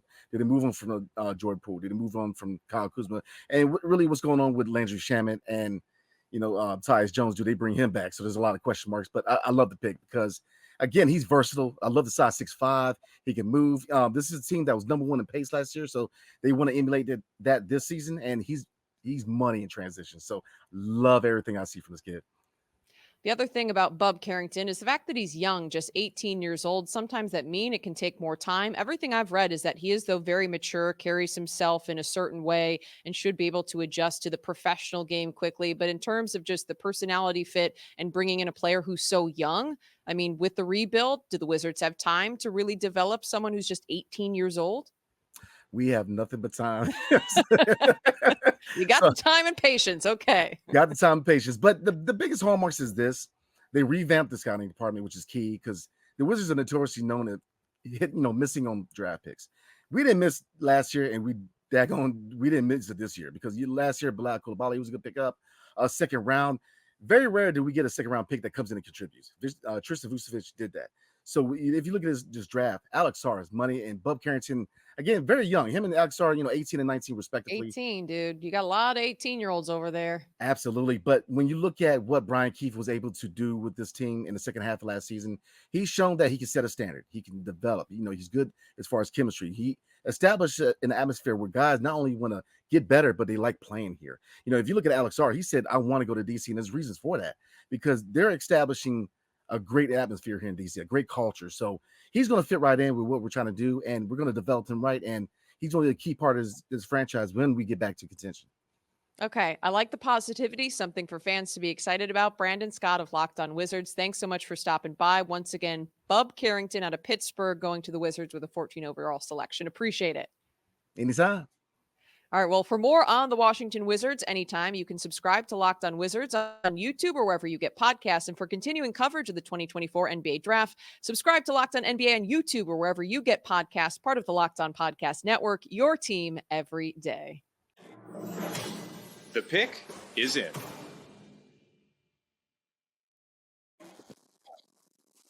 The Miami Heat have made a selection in the 2024 NBA. Time for the team and by Wes Goldberg from Locked On Heat to break down the Heat selecting Khalil Ware with the number 15 pick presented by LinkedIn. LinkedIn Jobs helps you find the qualified candidates you want to talk to faster. Post your job for free at linkedin.com/LockedOnNBA. So Wes, the Heat had been tied to picks at guard for the weeks leading up to the draft. Were you surprised they actually went with a center at 15? I was a little surprised, yeah, but then you looked at who was on the board, and some of the guards that they were targeting, Devin Carter, Rob Dillingham, went off the board in the top 10, right? You had Minnesota move up and go ahead and get Rob Dillingham. So maybe some of the guys that they thought were going to slide to them at 15 weren't there. And Devin Carter, who I think was probably their top target on their board, goes 2 picks earlier at 13. And so the Heat were there, and they have made it known that they're probably going to take the best player available. And based on who was on the board, Khalil Ware had a workout with them. That workout did go well. It, I guess, answered those whatever questions that there were about Ware's motor and all these other things. Was a 3-point shot for real? I suppose that those were answered enough in that workout where they felt really comfortable with taking him there. And this is definitely an upside pick, right? They have not had an elite athlete with this kind of size here in Miami for quite some time. And so the workout went well. They bought in on all the tools and everything like that, and they took the guy who they thought was the best player on their board. And we talked about a lot of his upside and looking a little bit different and what he brings to that center position. So what do you think are maybe the areas where they'll really have to work with him here in summer league and throughout the season just to kind of get him to where they want to be? The first thing that stands out is his strength, right? The guy, first of all, he's young, so this is expected, but as a rookie, he might be 7'1", but he don't play like it. You know what I mean? Like, this guy is a finesse basketball player right now. He did get pushed off his spots by smaller players in college. And that's something that he's going to have to work on. A little bit more of a finesse game, right? Kind of falls away from the basket when he's scoring. He doesn't fall into the basket. He is a lob threat. He does have that high end, like sort of up and down athleticism. But in terms of that ability to get through players and, centers in the NBA, bigger players in the NBA, not even just centers. I think he could have a hard time, posting up smaller players in the NBA who are just stronger. The strength needs to come a long way with him. I also think some of the other things like the defensive fundamentals, the working on the 3-point shot. He shot 42.5% from 3-point range, but on very low volume in Indiana last season. They're going to have to figure out if that's for real, figuring out places where he's going to be able to impact the game on both ends of the ball and all that kind of stuff. But to me, it starts with the strength and kind of getting that to a point where he is able to sort of match up with guys who are his size. Luckily, Eric Spoelstra has himself an all-star center to work with Bam Adebayo, so it gives him an opportunity to be able to bring Khalil Ware along. For more on the Heat, subscribe to Locked On Heat on YouTube or wherever you get your podcast. And for more on Khalil Ware, let's get an inside look on his path to the NBA. Khalil Ware from the Indiana Hoosiers is projected as a first-round pick, but I think he's still being underrated. I'm Jacob Goins from Locked On Hoosiers. Khalil Ware is a 7-foot, 240-pound center with a 7'7" wingspan who transferred from Oregon to Indiana for his sophomore season. He was all Big Ten second team and all Big Ten defensive team and second in the conference of double-doubles and rebounds per game. His NBA draft comparison is Jared Allen of the Cleveland Cavaliers. People are asking, can he make an immediate impact on an NBA roster? And I say because of his defense, his rebounding, and his inside shot making, he will be seeing the floor early and often for whatever NBA team takes a chance. For more on Khalil Ware and all things Indiana Hoosiers, follow and subscribe to the Locked On Hoosiers podcast on YouTube or wherever you get your podcasts. And for continuing coverage of the 2024 NBA Draft, subscribe to Locked On NBA on YouTube or wherever you get your podcasts. Part of the Locked On Podcast Network, your team every day. The pick is in. The Philadelphia 76ers have made a selection in the 2024 NBA Draft. I'm Tanitra Batiste, and we're joined by John Mitchell from Locked On 76ers to break down the 76ers selecting Jared McCain with the 16th pick presented by LinkedIn. LinkedIn Jobs helps you find the qualified candidates you want to talk to faster. Post your job for free at linkedin.com/lockedonnba. So, John, were you surprised the Sixers went with McCain already having Tyrese Maxey at point guard? Well, no, because I mean he's a one and done out of Duke, and the projection is for him to be a scorer off the bench. It's interesting. It's interesting because he and Tyrese are the same size, but the difference is this is a guy with 30 some odd college games under his belt, and Tyrese is a player who's about to sign a max extension with the 76ers. So they see him. I mean, he's a great scorer. They'll probably see him as somewhat of a combo guard off of the bench. He's not. This is a guy who's not. They're not drafting to start. So we'll just have to wait and see how it plays out. But I think the Sixers like the fact this guy he's a marksman from outside, and he's in a league that's going more and more offensive. He is an offensive player. Indeed. And you mentioned the fact that he is one of the better shooters in this draft, considered to be that. What do you think is his biggest strength at the point, or is that his biggest strength? Well, I mean, he's a guy who he knocked down 42% of his catch and shoot threes in his one and only season. He's not really a point guard. He in that he doesn't have a high volume of assists. What he doesn't do is he doesn't turn the basketball over. So making the transition from the NCAA to the NBA, that's a good thing. But what they're really looking for him to do is to be a guy who can come off the bench and be a catch and shoot shooter, a spot up guy, a guy who can create his own offense. And they're going to want him to become a better defensive player. Defense wasn't his strong suit, but again, he's young. He's 19 years old. He's going to be. They think he has a nice upside. Yeah, and John, it depends on who you talk to, what the definition of intangibles is. But wherever I looked at some of the scouting reports, it said that he's also the player with the best intangibles in the class. But what do you see as those intangibles with McCain? Well, I think he's a guy. Again, we've been talking about shooting, and I think his shooting translates to the NBA. I think he's a guy who can really be a marksman in the NBA. Yeah. In a game, in a league where teams are averaging 30, 33 3-point attempts per game, that's where they're going to see him, make his money. And when he's out there again, the Sixers only have 2 players signed guaranteed contracts right now. Yeah. So it's a great opportunity. And I was always saying this when Keith and I talked about this on the podcast, whoever the 76ers drafted here is going to get an opportunity. People talk about them as being, you're an elite team. Well, it's kind of hard to say that when you just have 2 players signing guaranteed contracts. Yeah. And also when you're looking up from the Eastern Conference and seeing all of those teams with the 3 and D, like you said, needing to maybe improve on the defense. But if you could at least get the 3 and D, that's half the battle, right? So for more on the Sixers, subscribe to Locked On 76ers on YouTube or wherever you get your podcasts. And for more on Jared McCain, let's get an inside look on his path to the NBA. Duke Blue Devils freshman sensation Jared McCain might be the best shooter in this NBA draft. I am Alex Dono from Locked On ACC. While he doesn't have the best length at 6'2", McCain makes up for so much of that with his high basketball IQ, his sharp shooting, and his crafty finishing at the rim.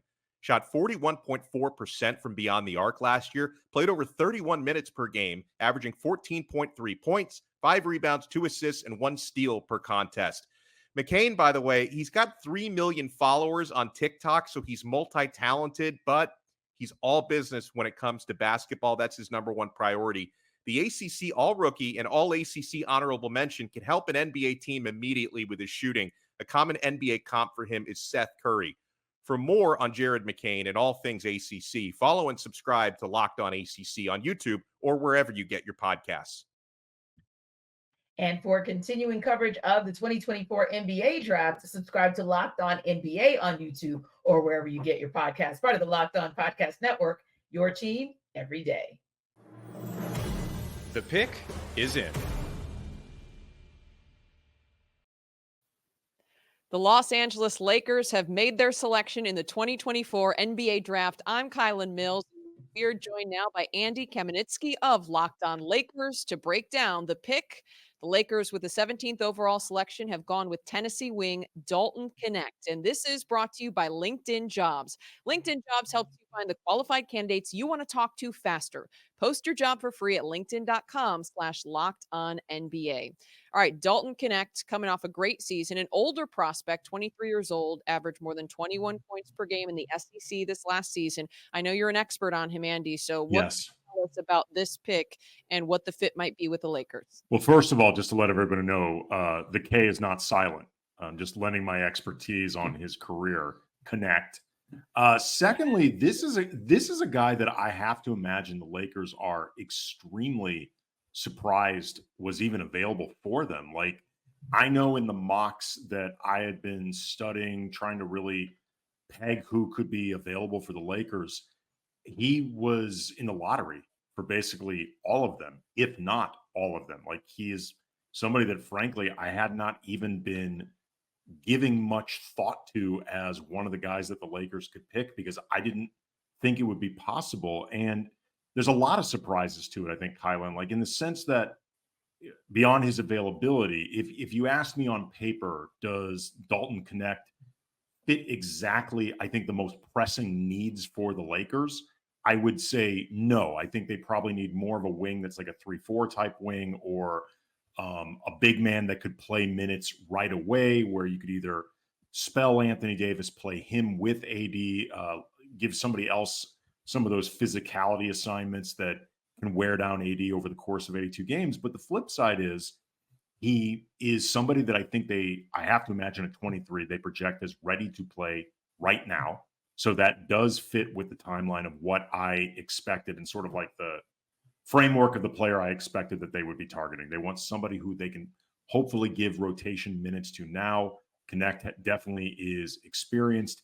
He's also a very, very capable, versatile offensive player, whether you're talking about some playmaking, whether you're talking about really good shooting, scoring from all over the court. And I think that can give the Lakers and JJ Redick and even LeBron James some optionality in terms of the different things that you can do offensively heading into next season. So I'm not going to lie, I'm going to be learning more about him. I'm going to be finding out whoever hosts Locked On Vols. Like there's a lot I need to learn, but this is an intriguing pick. So Dalton Connect coming in 6'6", 212 for folks who aren't familiar. Great shot maker, incredible ability to score in a variety of ways, draws fouls, can put the ball on the floor. Some concerns that he's not a great rebounder or defender. And I'm curious, based on where this Lakers team is at defensively, how concerned are you about his ability to defend? I mean, in that sense, he could fit right in with a lot of the wings that they have on this team. Well, that's what I'm saying. Do we need more of that? It'll be a seamless transition for the rookie. And all kidding aside, this is, other than for Max Christie, who I get all indications the Lakers would like to keep as an impending restricted free agent. There was a lot of reporting that the Lakers were confused as to why Darvin Ham didn't play Christie more. I certainly was, but Christie is the only of the guards currently on the Lakers roster associated with them that I consider a plus defender, and especially a plus rebounder. You know, Austin Reeves, D'Angelo Russell, what we saw from Jalen Hood-Schifino, like it's not really what they do.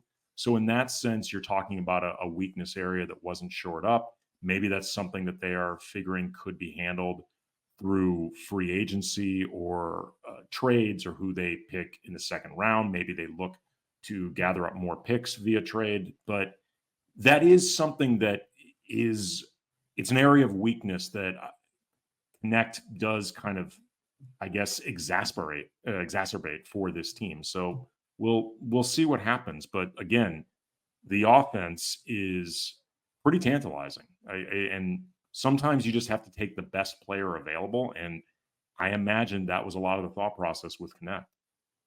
I'm along that same train of thought. Like, take the best talent available if it's clear. And to me, at 17th, he clearly is the best talent. Surprised to see him drop that far. My last question for you is about the Lakers as a whole. Reports just came out yesterday that LeBron James and Anthony Davis want a win now piece to come into this team. Now you've got a rookie you're throwing into the mix, but what's the next move for this Lakers organization and new head coach JJ Redick? I don't know, because, for example, a guy like DeJounte Murray, who the Lakers have been linked to, if previous reports had been that the Hawks were not going to make that deal without including Austin Reeves, and you would likely have to include either Rui Hachimura or Jared Vanderbilt just to make the money work. And then especially if D'Angelo Russell, who has a player option that he still hasn't decided on, but if he ended up walking, you might be bringing in a bigger name with DeJounte Murray, but I don't know if you actually get better. Like the Lakers are in a weird place right now where I don't think they have a ton of immediate avenues to get better. Like, the move that the Knicks just made where they traded 5 picks for Mikal Bridges. Whether you like that deal or not, think it's an overpay, think it's awesome how they're creating the Nova Knicks. The Knicks have the surplus of assets to do it. The Lakers don't. So what LeBron and AD may want, I understand. I'm not sure the Lakers have the same type of flexibility and the same type of optionality that some of these other teams around the league have had in order to make that type of move. But look, you've covered this league for a long time too. Expect the unexpected. Like weird stuff happens all the time. So that I'm sure Rob Pelinka is looking to get creative with whatever solutions he has moving forward. I'm fully expecting a weird NBA summer ahead this offseason. So anything goes, Andy. I'm on the same page. Let's keep it weird. Let's keep it weird. Andy, thank you for the time.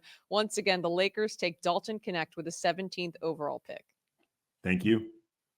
Tennessee basketball's Dalton Connect is about to set the NBA on fire. Hey, I'm Eric Kane, host of Locked On Vols, and Dalton Connect's about to be an NBA draft lottery pick. More towards the beginning than towards the end, in my opinion. 6'6", 210 pounds, 212 pounds.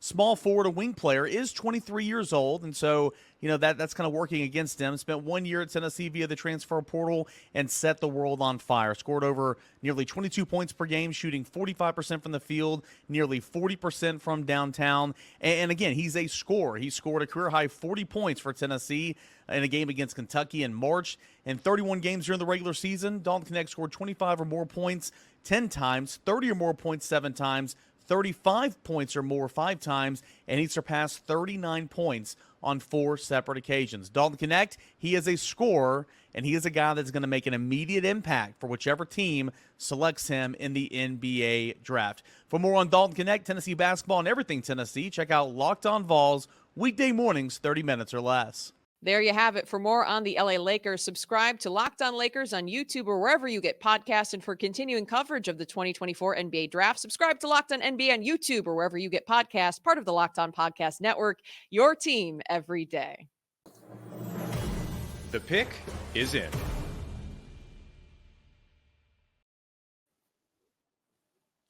The Orlando Magic have made their selection in the 2024 NBA Draft. Thanks for being here. I am Kylan Mills, and we're joined by Philip Rossman-Reich of Locked On Magic to break down the selection for Orlando. And this is brought to you by the qualified candidates you want to talk to faster. Post your job for free at linkedin.com/LockedOnNBA.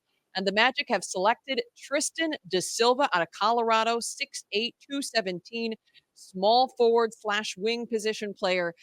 Outside shooting, no doubt the biggest need for this Magic team. You kind of got that.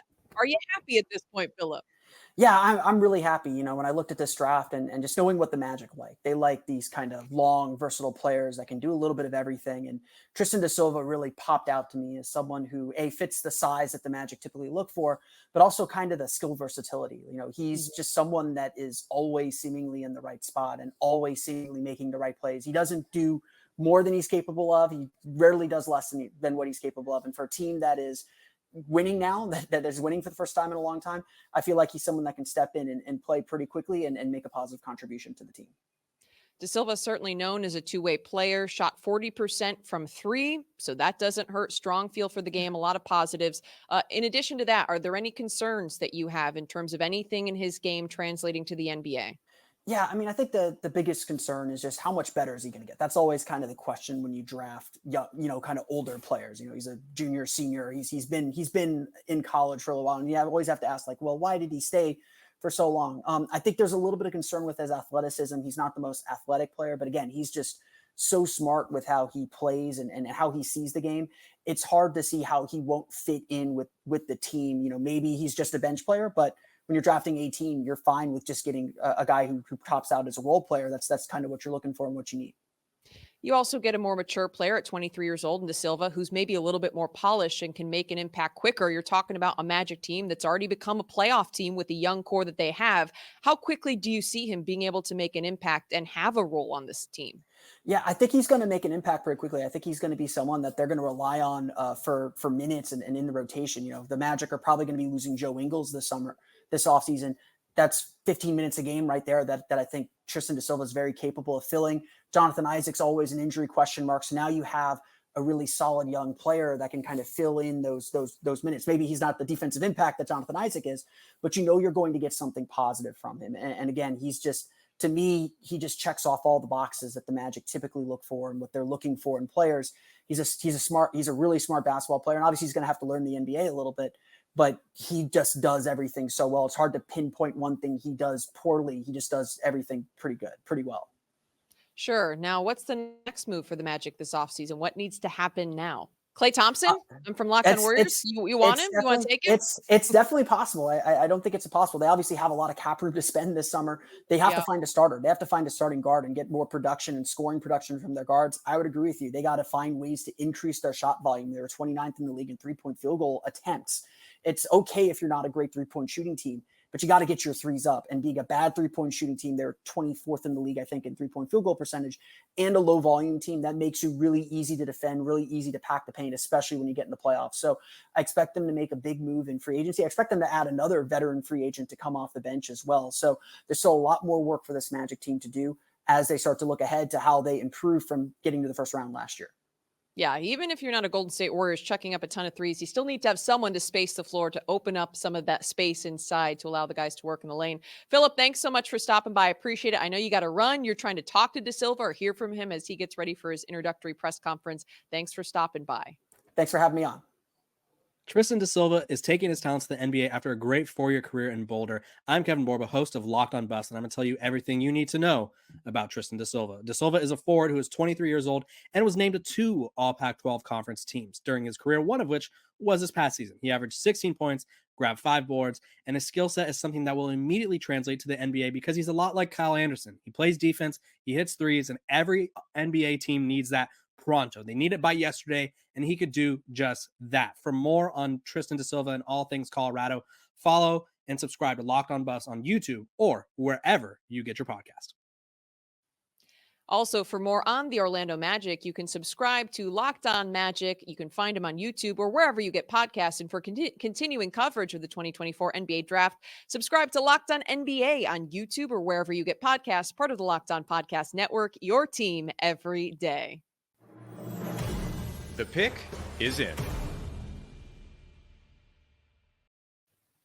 The Toronto Raptors have made their selection in the 2024 NBA Draft. I'm Kylan Mills. Glad to have you here, joined by Sean Woodley of Locked On Raptors to break down the selection this team made. And this is presented to you by LinkedIn Jobs. They've got candidates you want to talk to faster. Post your job for free at linkedin.com/LockedOnNBA.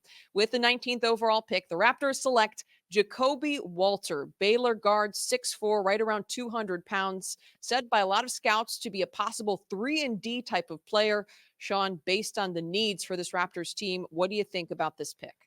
Yeah, when it first came down, I was not like over the moon necessarily because I've just been through this whole draft process looking at the Raptors as a team that needs size. They just traded away this season OG Anunoby, Pascal Siakam, Precious Achiuwa, these 6'8", 6'9" wing types that I think the Raptors now really need to go and find to add to their team. And, you know, it's not that the 19th pick was the only way to go and do this. And I do think Jacoby Walter does bring a couple things this Raptors team desperately does need. And I do think just the catch and shoot, the movement, three-point shooting he brings to the table is awesome. I think the combination of his shooting with Grady Dick, the Raptors' first-round pick from last year, 13th overall, gives the Raptors an infusion of three-point shooting that they just have not had in a long time. They've been bottom 5 in three-point percentage and three-point attempts in you know, I mean, as far as I can remember now, like they just have not been a very good offensive team. They haven't had a ton of three-point juice around the roster, and I think Walter certainly brings that. And he does have some defensive punch as well. He's got a 6'10" wingspan. He's 6'5", 6'6". He's not as big as your traditional sort of wing stopper, but I do think he profiles as the type of guy that basically every team wants, right? Guys who can defend and shoot threes. That's just the way things are going. I have some questions about what he's going to do as an on-ball player, but the Raptors have Scotty Barnes and Emmanuel quickly for that right now. And so I don't think it's got to be a thing where he's going to be thrust into, creating a whole bunch or anything like that. I think it's a pretty smart pick for the Raptors, and it seems like a pretty good value as well for a guy who seemed like he was maybe projected to go in the lottery. Jacoby Walter, by the way, 19 years old, and he was a 5-star recruit coming out of high school. Remember hearing about him as one of the top players in that 2023 draft class, or that 2023 graduating class. But you look at a player who's so young. How quickly do you expect him to be able to transition to the NBA and to really impact winning for this team? I think, as is always the case, it's going to be a learning curve in year one. We saw with Grady Dick this past season. He barely played for the first half of the year and looked like not an NBA player for quite some time. He just didn't have the physical build to hang in the NBA. I do think Jacoby Walter has a more NBA-ready physical makeup. He just looks like a dude who can jump into the NBA and hang with NBA athletes right away. And so I am hopeful that we'll see him get regular bench rotation minutes for this Raptors team going into this year. We'll see whether this indicates anything about their plans with Gary Trent Jr., who's their incumbent starting 2-guard, who I've expected they'll bring back as an unrestricted free agent all along, basically. But Jacoby Walter does, in theory, fill that niche for this team. Obviously, I don't think you should be replacing outgoing veterans with rookies. I don't think that's a way to sort of replace talent like for like or anything like that. But I do think off the bench, there are going to be some minutes for Walter next season. This has not been a deep team at all, and he may not get the first shot at sort of, bench wing rotation minutes. I think Ochai Agbaji, who the Raptors acquired at the trade deadline, probably stands a chance of just sort of getting the shot first as that sort of backup 2-guard. But if things don't go well there, and they did not go well for Ochai Agbaji down the stretch of the season in Toronto, I think there's a real chance we'll see Walter getting regular rotation minutes for the Raptors, 15, 20 minutes a night, something along those lines by about midseason.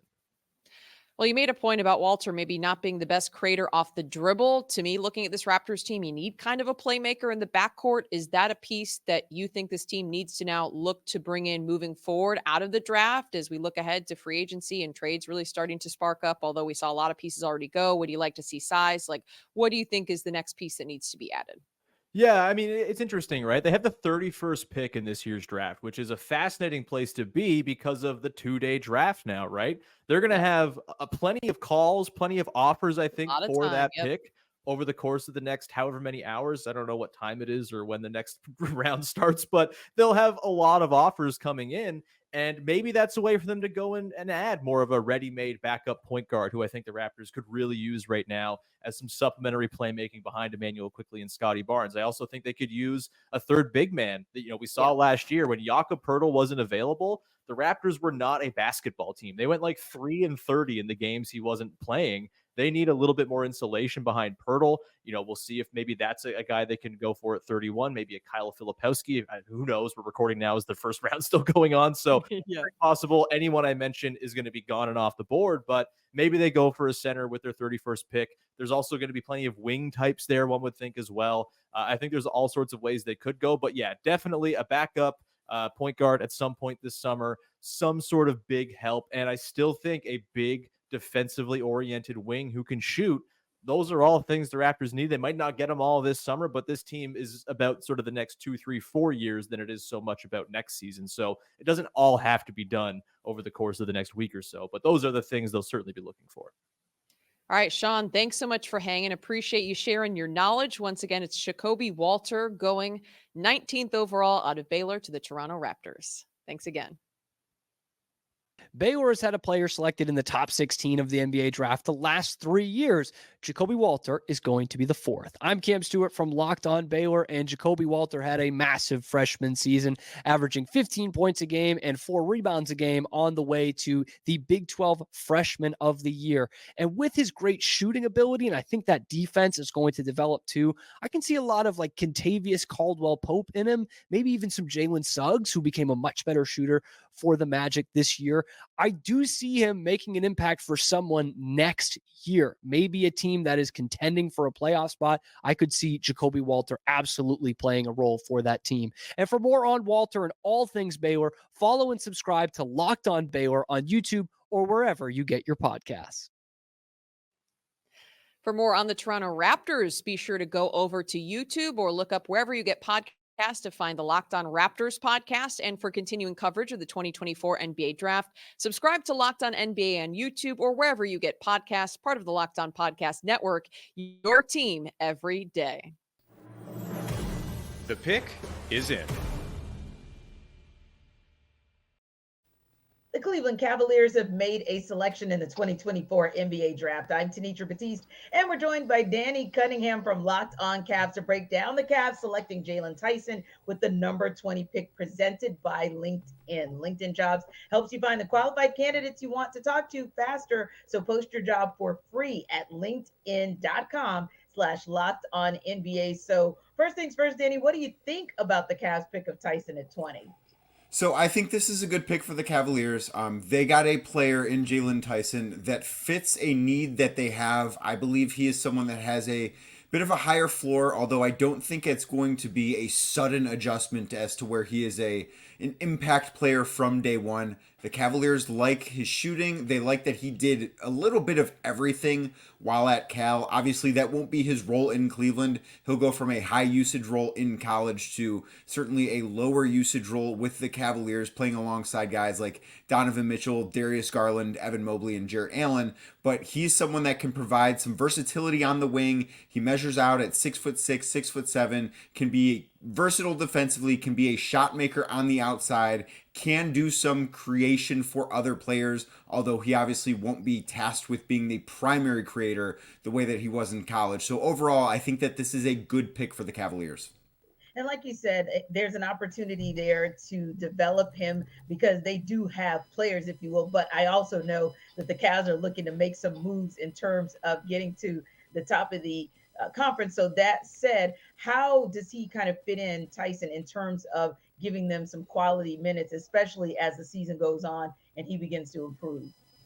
So he is someone that is obviously going to have to earn his minutes. It's not often that the number 20 overall pick is a guy that can come in and immediately impact winning. Now, we have seen guys, certainly in recent drafts, that have been drafted in that area, maybe not with number 20 specifically, but if you look at a guy like Jaime Jaquez, who the Miami Heat drafted last spring at number 18 overall, and he was an impact player. That could sort of be the blueprint for Jalen Tyson, to where he can come in, he can be in a lower usage role. And the Cavs mentioned General Manager Mike Gansey met with the media after this pick this evening, and he mentioned that the bar isn't all that high here for the Cavs and for a player drafted at number 20, no matter who it was. It wasn't going to be somebody that they needed to come in and make a big impact. But while on the floor, he can be someone that is a good shooter, maybe not a great shooter, not someone referred to as a sniper, so to speak, but he can be a good shooter that can improve as he gets more catch and shoot opportunities and easier shots that are created for him by others. So that's really where I see his early impact for the Cavs being, if he's able to work his way onto the floor. For more on the Cavs, subscribe to Locked On Cavs on YouTube or wherever you get your podcasts. And for more on Jalen Tyson, let's get an inside look on his path to the NBA. Cal wing Jalen Tyson is among the best shot makers in this draft class. I'm Andy Patton, the host of the Locked On College Basketball Podcast. Tyson is a 6'6" wing who exploded as a 20-point per game scorer last year for Mark Madsen at Cal after a productive season the year prior at Texas Tech. Tyson's ability to score from just about everywhere on the floor, as well as his crafty passing and overall versatility, should make him an NBA role player from day one, with the upside to be a legit starting shooting guard at the next level. For more on Jalen Tyson, Cal, and all things college basketball, check out the Locked On College Basketball Podcast on YouTube or wherever you get podcasts. And for continuing coverage of the 2024 NBA Draft, subscribe to Locked On NBA on YouTube or wherever you get your podcasts, part of the Locked On Podcast Network, your team every day. The pick is in. The New Orleans Pelicans have made a selection in the 2024 NBA Draft. I'm Tenitra Batiste, and we're joined by Jake Madison from Locked On Pelicans to break down the Pels selecting Yves Missi with the number 21 pick presented by LinkedIn. LinkedIn Jobs helps you find the qualified candidates you want to talk to faster. Post your job for free at linkedin.com/lockedonnba. And Jake, what was your reaction to the Pelicans taking Misi at 21?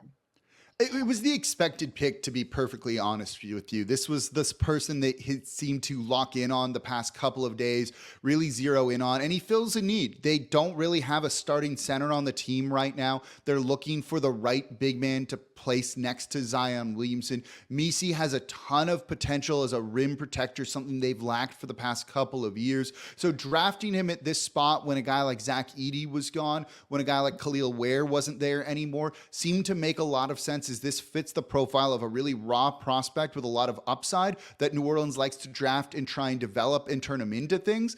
That said, wouldn't have been the pick that I would have made, but this was definitely the guy that New Orleans liked. Yeah, and as you mentioned, Jake, the guy that they thought was the best player available now. Speaking of, like you mentioned, there's the likely departure of Jonas Valanciunas in free agency. So how does Misi complement Larry Nance Jr. at that center position? Yeah, they use Larry Nance Jr. to close games when they want to play a little bit smaller. They like his ability to defend on the perimeter, to fit into their switching defensive scheme, something that Valanciunas was not able to do. He's more of the lumbering center. When you look at a guy like Misi, he has size that Larry Nance Jr. doesn't have. This is someone who's 7 foot with a 7'2" wingspan that really gives you rim protection. While Nance can switch, the Pelicans gave up a very high percentage at the rim to opponents this past season. They'd like to knock that number down. When you have Misi, who had over 7% block rate in college, someone who averaged a block and a half per game, that's the type of guy that can come in and give you rim protection. Rookies tend to foul a lot. That's my concern here. But if he comes in and can play solid defense, head coach Willie Green likes those type of guys, and he'll find a spot in the rotation right away. Is Missy going to be enough in terms of a very competitive Western Conference, as you mentioned, very big, very long at the top of the conference? Or do you expect the Pels will still need to look to free agency or for veteran help at the 5? Yeah, I still think they're going to look to scour, likely the trade market, to really make a difference at that position. There's a lot of rumors swirling about Brandon Ingram. Could he be traded right now? There's been talks with the Atlanta Hawks, whether it's DeJounte Murray or Trae Young, but one of their centers in Clint Capella or Onyeka Okongwu could come back in that sort of deal, and that addresses the starting 5 for you right there. That could maybe then mean that a guy like Larry Nance Jr. is expendable as well. So you could see a complete revamp of the center position for the Pelicans.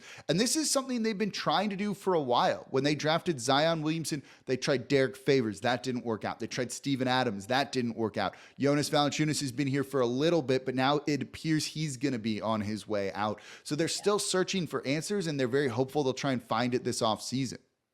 For more on the Pelicans, subscribe to Locked On Pelicans on YouTube or wherever you get your podcasts. And for more on Yves Misi, let's get an inside look on his path to the NBA. Look out, NBA Rims, because here comes Yves Misi. I'm Cam Stewart from the Locked On Baylor podcast, and we are talking about the 7-foot freshman sensation, Yves Misi, who was just a terror to the rims in the Big 12 this year, averaging over 11 points and 6 rebounds a game while ranking 3rd in the conference in block shots en route to a Big 12 all-defensive team.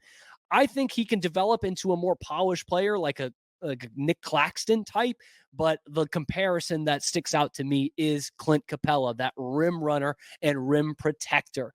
Will he have an immediate impact? It might take a little bit to get to the physicality of the NBA level, but I see him as an elite rim runner in the years to come. For more on Yves Misi and all things Baylor, follow and subscribe to Locked On Baylor on YouTube or wherever you get your podcasts. And for continuing coverage of the 2024 NBA Draft, subscribe to Locked On NBA on YouTube or wherever you get your podcasts. Part of the Locked On Podcast Network, your team every day. The pick is in. The Denver Nuggets selection in the 2024 NBA Draft is in. I am Kylan Mills, and we're joined by Locked On Nuggets host Swipa. Great to have you here to break down who the Nuggets selected in the first round of the NBA Draft. Now, this is presented by LinkedIn Jobs. You can find qualified candidates you want to talk to faster. Post your job for free on linkedin.com/LockedOnNBA. Now, the Nuggets traded up with the Phoenix Suns for the 22nd overall pick because apparently they really wanted Dayton big man Deron Holmes II. based on the needs, based on where this team is at, coming off a disappointing loss to the Timberwolves this past season in the NBA playoffs. What do you make of this pick, Swipa? Yeah, I think this is great for them. And they have been putting it out there that this was the guy that they wanted for over a month now. There were reports saying that Holmes has shut down the rest of his training camp invites because he has seemingly gotten a promise that the Nuggets were going to draft him should he get into range. And so this also shows how much they want him. The fact that they gave up the 56th pick this year, the 28th pick this year, and 2 future seconds for Holmes, it shows you how desperate they were to bring him into the building. And again, Holmes is a 6'10", good vertical spacer. He's a good shooter, great switch big. He's a very good defender. And if you see how the Denver Nuggets have built their roster, they are trying to put athletes behind Nikola Jokic, from Christian Brown, a 6'6" two-way guard, to Peyton Watson, a 6'7" elite defender, and now getting Holmes in the building, a 6'10" elite defender that's going to be able to possibly even play next to Nikola Jokic, but to also make sure that they can put a competent big in that's going to alleviate some of the issues they might have defensively. So it's a really good pick for Denver. Holmes out of Dayton, you pointed it out, 6'9", 6'10", 236, a skilled interior scorer, really good in the pick and roll, brings a lot to the table for sure. But are there any weaknesses that you have any concerns about? Yeah, his post game isn't super strong yet. He's still a little bit too heavy with his right hand, which he can cause some turnover sometime because he rushes himself a little bit. So he has a lot of room to grow. Offensively, it's going to take him some time because obviously, as you know, getting into an NBA offense is a task. Yeah. And so learning your place in that offense, especially in the Denver Nuggets offense where you're playing with Nikola Jokic and Jamal Murray and MPJ and AG, they're so peculiar in how they're playing, and they're elite because they fit into an identity, but it takes a minute to understand your role. So he's going to have to develop on some things and just get some experience underneath his belt. But once he does, I think he does have a chance to be something special offensively. One thing that you always hear chatter about when you get a first round selection who comes out of a mid-major like Dayton, of course, you've seen success with a player like Obi Toppin who's able to come out and do it, but is just, will the athleticism and what they're able to do at that level translate to the NBA? Because in terms of physicality, it is a little bit of a jump from those mid-major type of schools to a Power 5 or major conference school for sure. What do you see when you watch his skill set that makes you believe this is going to translate immediately? Yeah, athleticism for sure. And then when you have the ability to step out into space against guards and against wings at the college level, that actually projects pretty well. So again, he's very long. He doesn't have like the most fluid movement, but he's already shown on tape that he can stay in front of smaller, faster offensive players. And so if you're able to translate that into the league, and again, his three-point shot boomed up to above 40% this last season. So is that going to carry over? Possibly, but at least shows you that the shooting mechanics and touch are there for him to make those improvements. So the athleticism should bring itself to the NBA, and as well as his switchability. But if he can figure out that other end in some ways, this could be a really quality role player for the Nuggets. A 6'9", 6'10" player who can step out and stretch the floor. Very attractive to a lot of NBA teams. Will be exciting to see what he's able to do. Thanks so much, Swipa. Appreciate you stopping by, and thanks for sharing your knowledge here with us. Absolutely. Deron Holmes II from Dayton decided to come back for one more go-round with the Flyers, and it paid off despite first-round buzz last season. I'm Isaac Shade from Locked On College Basketball. Holmes is a 21-year-old, 6'10", 220-pound forward with a 7'1" wingspan who was the 24 A10 Player of the Year and a consensus second-team All-American. In his electric junior year for the Flyers, Holmes averaged 20.4 points, 8.5 boards, 2.6 assists, and 2.1 blocks while shooting a career-high 38.6% from three. His biggest growth last year was on the defensive end, where he was also named the A10 Defensive Player of the Year. The bulking up that Holmes did last offseason, plus his defensive growth and improved shooting, should allow him to contribute right away at the NBA level. Player comp? Give me Naz Reid, or how about Nick Claxton? For more on Deron Holmes and all things college basketball, follow and subscribe Locked On College Basketball on YouTube and anywhere else you get podcasts. And for all things Denver Nuggets, make sure you subscribe to Locked On Nuggets over on YouTube or wherever you get podcasts. And to continue to follow our coverage of the 2024 NBA Draft, subscribe to Locked On NBA on YouTube or wherever you get podcasts, part of the Locked On Podcast Network, your team every day. The pick is in.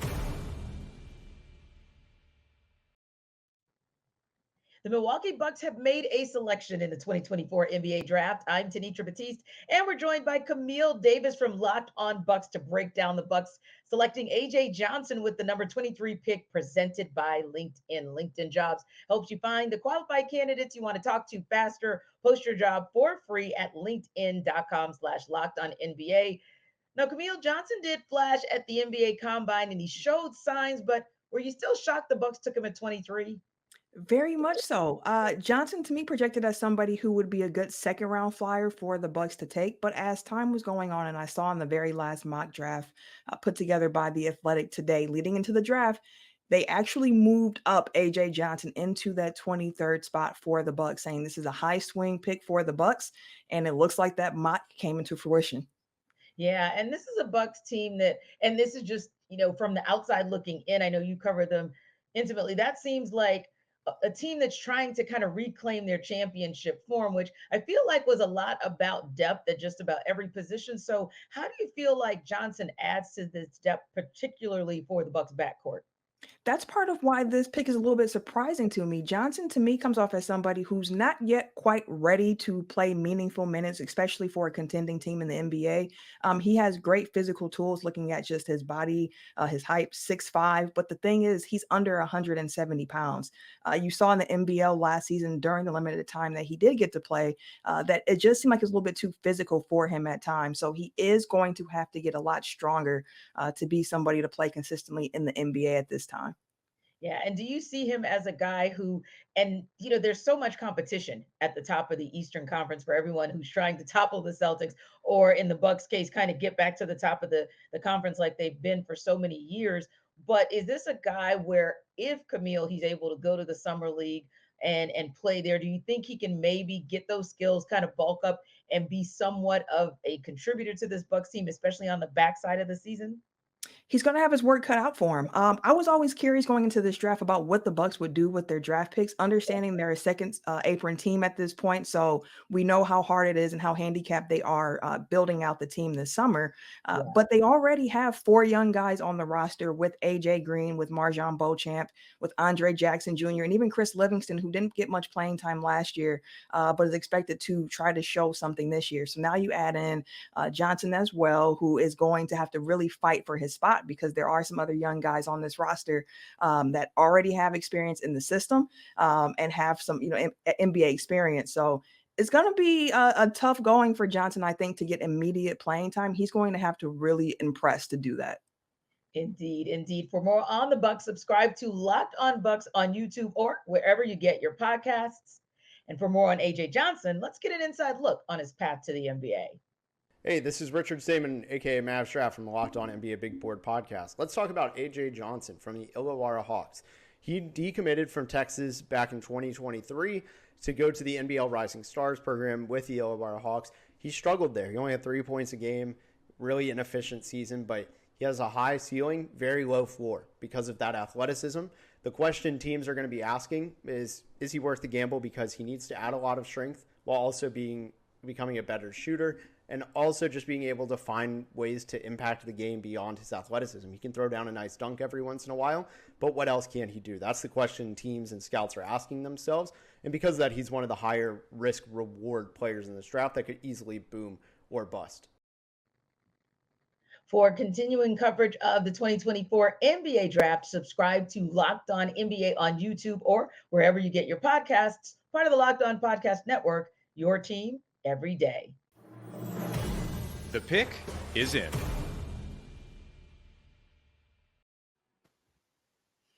I sound like a broken record, but the Washington Wizards have made another selection in the 2024 NBA Draft. Thanks so much for being here. I am Kylan Mills, joined by our Locked On Wizards host, Brandon Scott. Brandon, great to see you once again. This is just going to be the Brandon Scott show from here on out because the Wizards have gotten quite the haul in this NBA draft with their third selection in the first round. They go with Keyshawn George, with a 24th overall pick, a guard out of Miami. I know you've been happy with the earlier selections. They got Alex Sarr, Carrington. Now how you feeling with George in the mix? Love it. Great draft overall. I mean, Keyshawn George is a shooter out of the University of Miami. We need another shooter on the team. So he fits a need for the immediate and the future. Well, I do want to quickly mention this is brought to you by LinkedIn Jobs. You can find qualified candidates you want to talk to faster. Post your job for free at linkedinjobs.com at LockedOn/LockedOnNBA. All right, let's dig a little bit further into George. How do you feel like he would fit in based on the pieces that this Wizards teams have? And then I just look big picture at now bringing in 3 first-round rookies. Like, man, I know you talked about how, they've got all the time in the world to develop, but still, this is going to be a long process that fans have got to buckle in for. Oh, absolutely. But I think, again, it fits the timeline. I mean, we have a long road ahead of us, so we have nothing but time to develop right. The biggest thing with the Washington Wizards, especially if looking at past regimes under former GMs, Ernie Grunfeld and Tommy Shepard, which is, they missed the draft picks and they weren't really known for their development. Now, with a revamped scouting department, coaches that know how to develop, they can take their time, do it right, develop the right, and then get them ready for when it's time to make that move to be a contender. They're going to be ready to roll. Okay, well, looking at some of George's biggest strengths specifically, you've got a big wing, can shoot the 3 ball, has some pace, maybe not the most athletic from everything that I'm seeing, in addition to maybe not being the most physical or assertive type of player.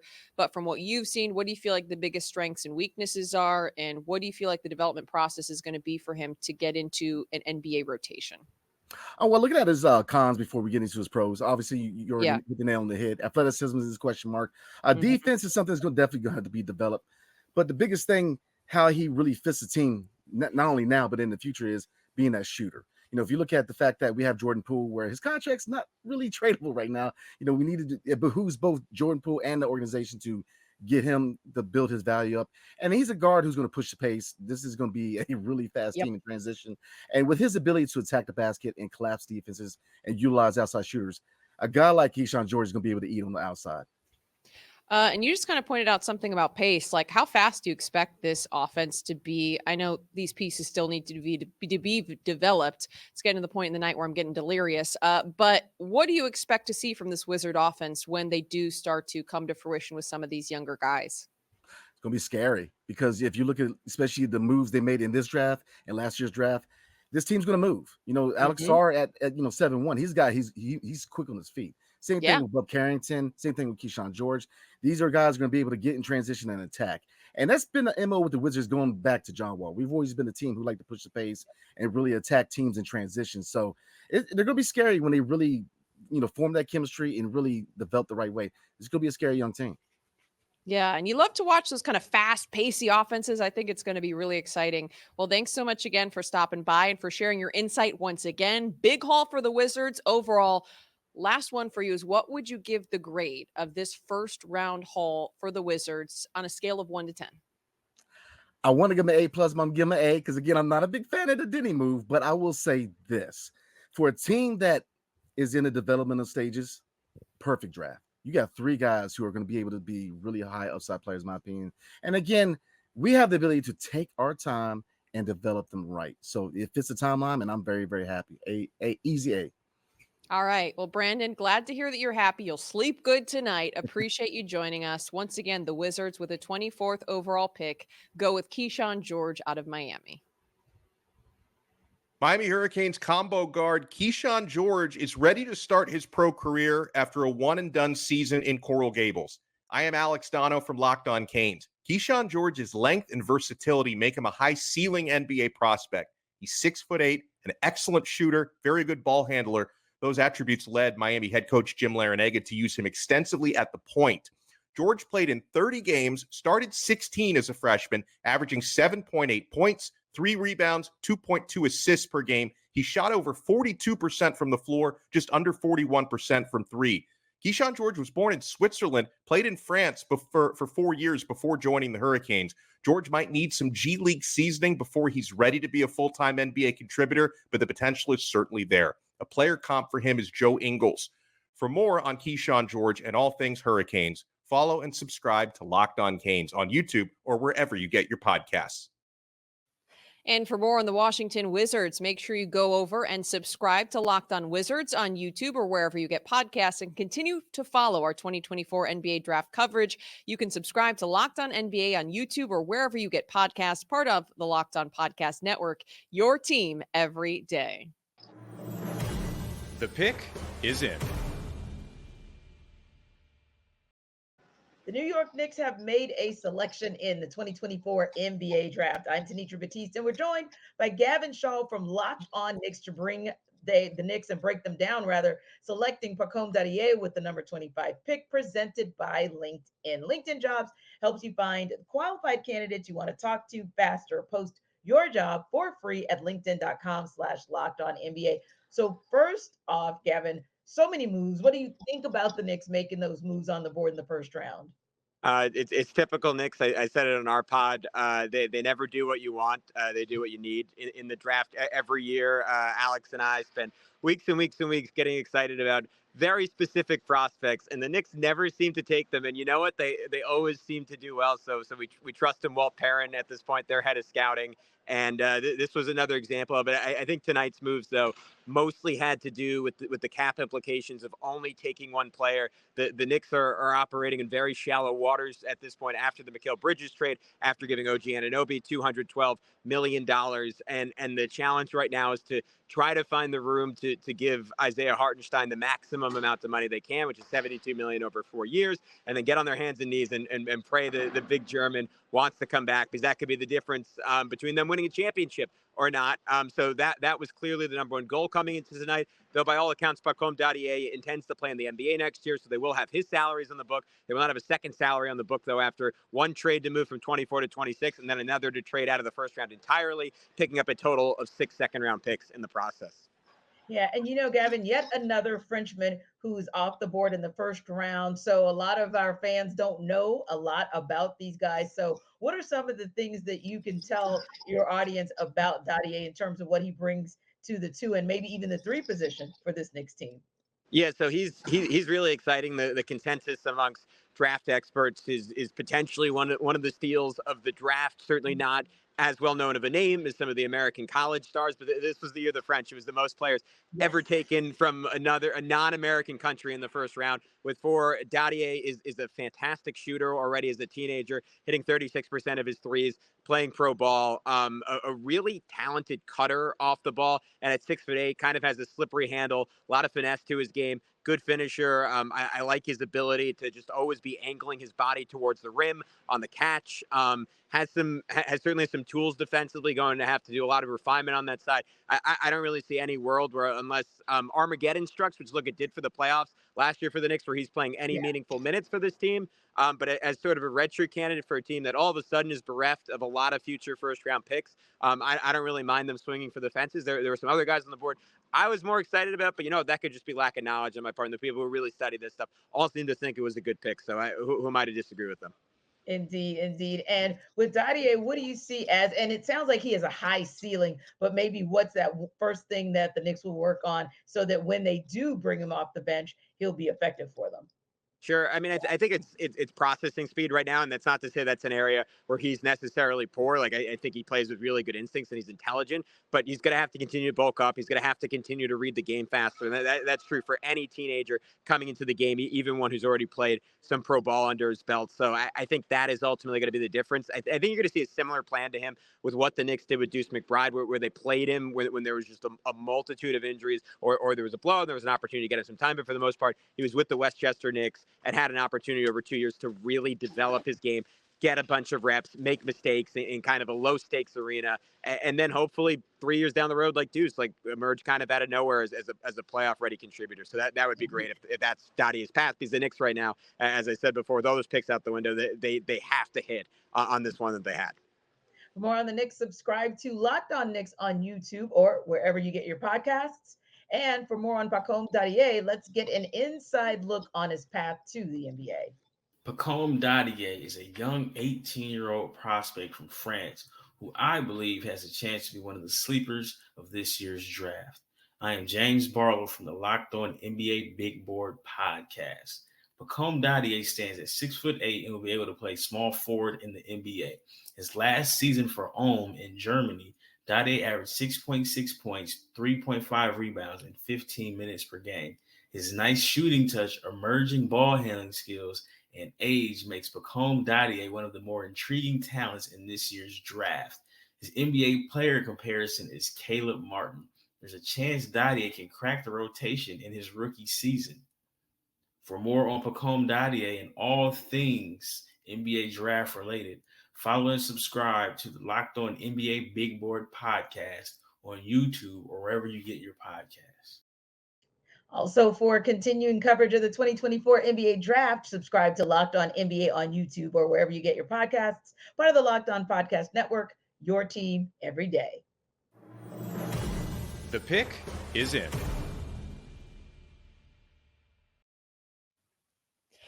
The Timberwolves have made their selection in the 2024 NBA Draft as the first round is coming to a close. Thanks so much for being here. I'm Kylan Mills, and we are now joined by Locked On Timberwolves host Ben Beacon. And we're really excited to see exactly who they selected as we get ready to break down the pick. This is brought to you by LinkedIn Jobs. LinkedIn Jobs helps you find qualified candidates that you want to talk to faster. Post your job for free at linkedin.com/LockedOnNBA. All right, Ben, 27th overall pick, and the Timberwolves have gone with Terrence Shannon Jr., a guard out of Illinois who was coming off a spectacular season, one of the top scorers, not just in the Big Ten, but in the country. What is your take on this selection? Yeah, I mean, the first thing to like about Terrence Shannon Jr. is he's got an NBA body. He looks the part. He looks like an NBA player. He's 6'7", 6'9" wingspan.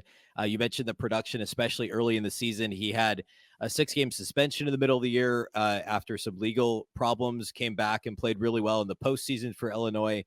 And, you know, the Timberwolves traded into the top 10 earlier in the draft and picked up who's likely to be a backup point guard this year, Rob Dillingham from Kentucky. Initially, I had Terrence Shannon a little bit lower on my Timberwolves big board because he doesn't create offense in the half court, but he's going to be hopefully that 3-and-D type guy who can be a terror in transition and do some of those things that you need a bench guy to do and kind of fill in the cracks as a role player for Minnesota. And I think he has the ability to be a really good role player. Again, he looks the part. He's got the NBA body. He's got the tools and the potential to be an impact player, especially in transition and from the outside for Minnesota. Shannon Jr. definitely was one of the most explosive guards that I watched this season in the open court. He's got a really quick first step. He was a lot of fun to watch. And then when he does apply the athleticism defensively, he has the potential to be an elite defender. And I do see that translating into the NBA. However, we're now talking about a team that just made an impressive run to the Western Conference Finals. You're bringing in 2 young players. What realistically do you see the role being for Terrence Shannon Jr., and how much do you expect him to play in his rookie season? Yeah, I don't think he'll play much as a rookie, but Nickeil Alexander-Walker only has 1 year left on his deal, and that's probably the role. You know, essentially he's a different player, but that kind of backup, you know, wing is kind of the role that I see him in maybe 2 years from now. You know, the primary backup point guard is going to be Dillingham, and Nickeil Alexander-Walker will get some of those duties, and you still got Naz Reid and whatever they do with. I mean, I guess the possibility is he takes some of the minutes that Kyle Anderson had. Kyle Anderson's an unrestricted free agent, so there's a chance he's kind of their 9th guy this year. But I see him more as 2 years from now. Like, he'll get a chance, maybe some fringe rotation minutes early in the season for this team. But a team that was in the conference finals this year obviously has designs on getting back there and getting further next year. So, you know, I'd be surprised if he was like their 6th or 7th guy this year. I don't think that's how they're going to draw it up. But he'll get there in a couple of years. And I think he'll get some opportunities early, depending on how they've still got a pick in the 2nd round. They've still got, obviously, free agency, not that they have cap space, but do they bring somebody back like a Kyle Anderson with the mid-level exception, or a Monte Morris maybe? But I think he's probably like the 9th guy in the rotation, maybe has a bit role early. But this is very likely they're seeing this as, you know, a year from this fall, he's going to be a key member of this bench, almost certainly. Looking big picture at this Timberwolves team, something you alluded to, they want to now get to the next level of going to the NBA Finals and winning a championship. Still some question marks with players who are currently on the roster, but when you look at free agency, not having a lot of cap space, like what do you realistically feel like is a next move for the T-Wolves to try to get there to continue to elevate the level? Well, I think they're going to try and bring back Kyle Anderson. They've got part of a mid-level exception. I think it's like $5 to $6 billion, which, Slow-Mo made. He was, I think, 12 million this year, something like that. So that would certainly be a pay cut, and he may be looking for one last, maybe multi-year deal now that he's on the wrong side of 30, or right around 30. I think they'll try to bring him back. I thought after tonight we would have a good sense for their goal, what they were going to try and do. If they had drafted, like, say, a Baylor Shireman or something like that at 27, who's more of a slow-mo type player in a big wing who can also initiate offense and things like that, I thought maybe that would be the writing on the wall for Kyle Anderson for sure being gone. But I think they'll try and bring him back. If not, it seems less likely they'll spend the mid-level exception on a point guard since they drafted Dillingham in the top 10. So I think we're looking at kind of those, wing type mid-level, but also vet minimum type guys like an Alec Burks or maybe like a Torian Prince or somebody like that who could come in and play the 2, the 3, or the 4, kind of a flex, a flexible player in terms of which position they're going to play on the wing, hit some threes, play some defense, but it's somewhere between the vet minimum and the mid-level exception. If they're not able to get Kyle Anderson, I think that's what they're looking to do when free agency opens next week. All right. Well, Ben, thanks so much for joining us. Appreciate the insight. Once again, it is Terrence Shannon Jr. going to the Timberwolves with the 27th overall pick. Terrence Shannon Jr., now that the distractions are over, just how good can he be at the NBA level? My name is Sonny Verma. I'm the host of Locked On Illini. Terrence Shannon Jr. physically is already an NBA player. He's about 6'6", 225 pounds, 6'8" wingspan. He's capable of scoring at any level and efficiently, shooting 48% from the field last year. He knows how to get to the free throw line, averaging almost 9 free throws a game last year and hitting 80% of. He today can step foot on the NBA and provide the 3-and-D skill set that all NBA teams are looking for. He's one of the most athletic players in the draft, and he focuses just as much on the defensive side as he does on offense. His upside might be limited with the fact that he's going to be 24 years old by the time the season is going to be starting. But if I were an NBA GM who had a mid to late first round draft pick, I would feel comfortable drafting Shannon, knowing Shannon is probably going to be balling well into his second NBA contract. For more Illini information, follow me on Locked On Illini on your favorite podcast network or right here on YouTube. There you have it. And for more on the Minnesota Timberwolves, be sure you go on over to Locked On Timberwolves and subscribe on YouTube or look them up wherever you get your podcasts. And you can continue to follow our NBA draft coverage. Subscribe to Locked On NBA on YouTube or wherever you get podcasts, part of the Locked On Podcast Network, your team every day.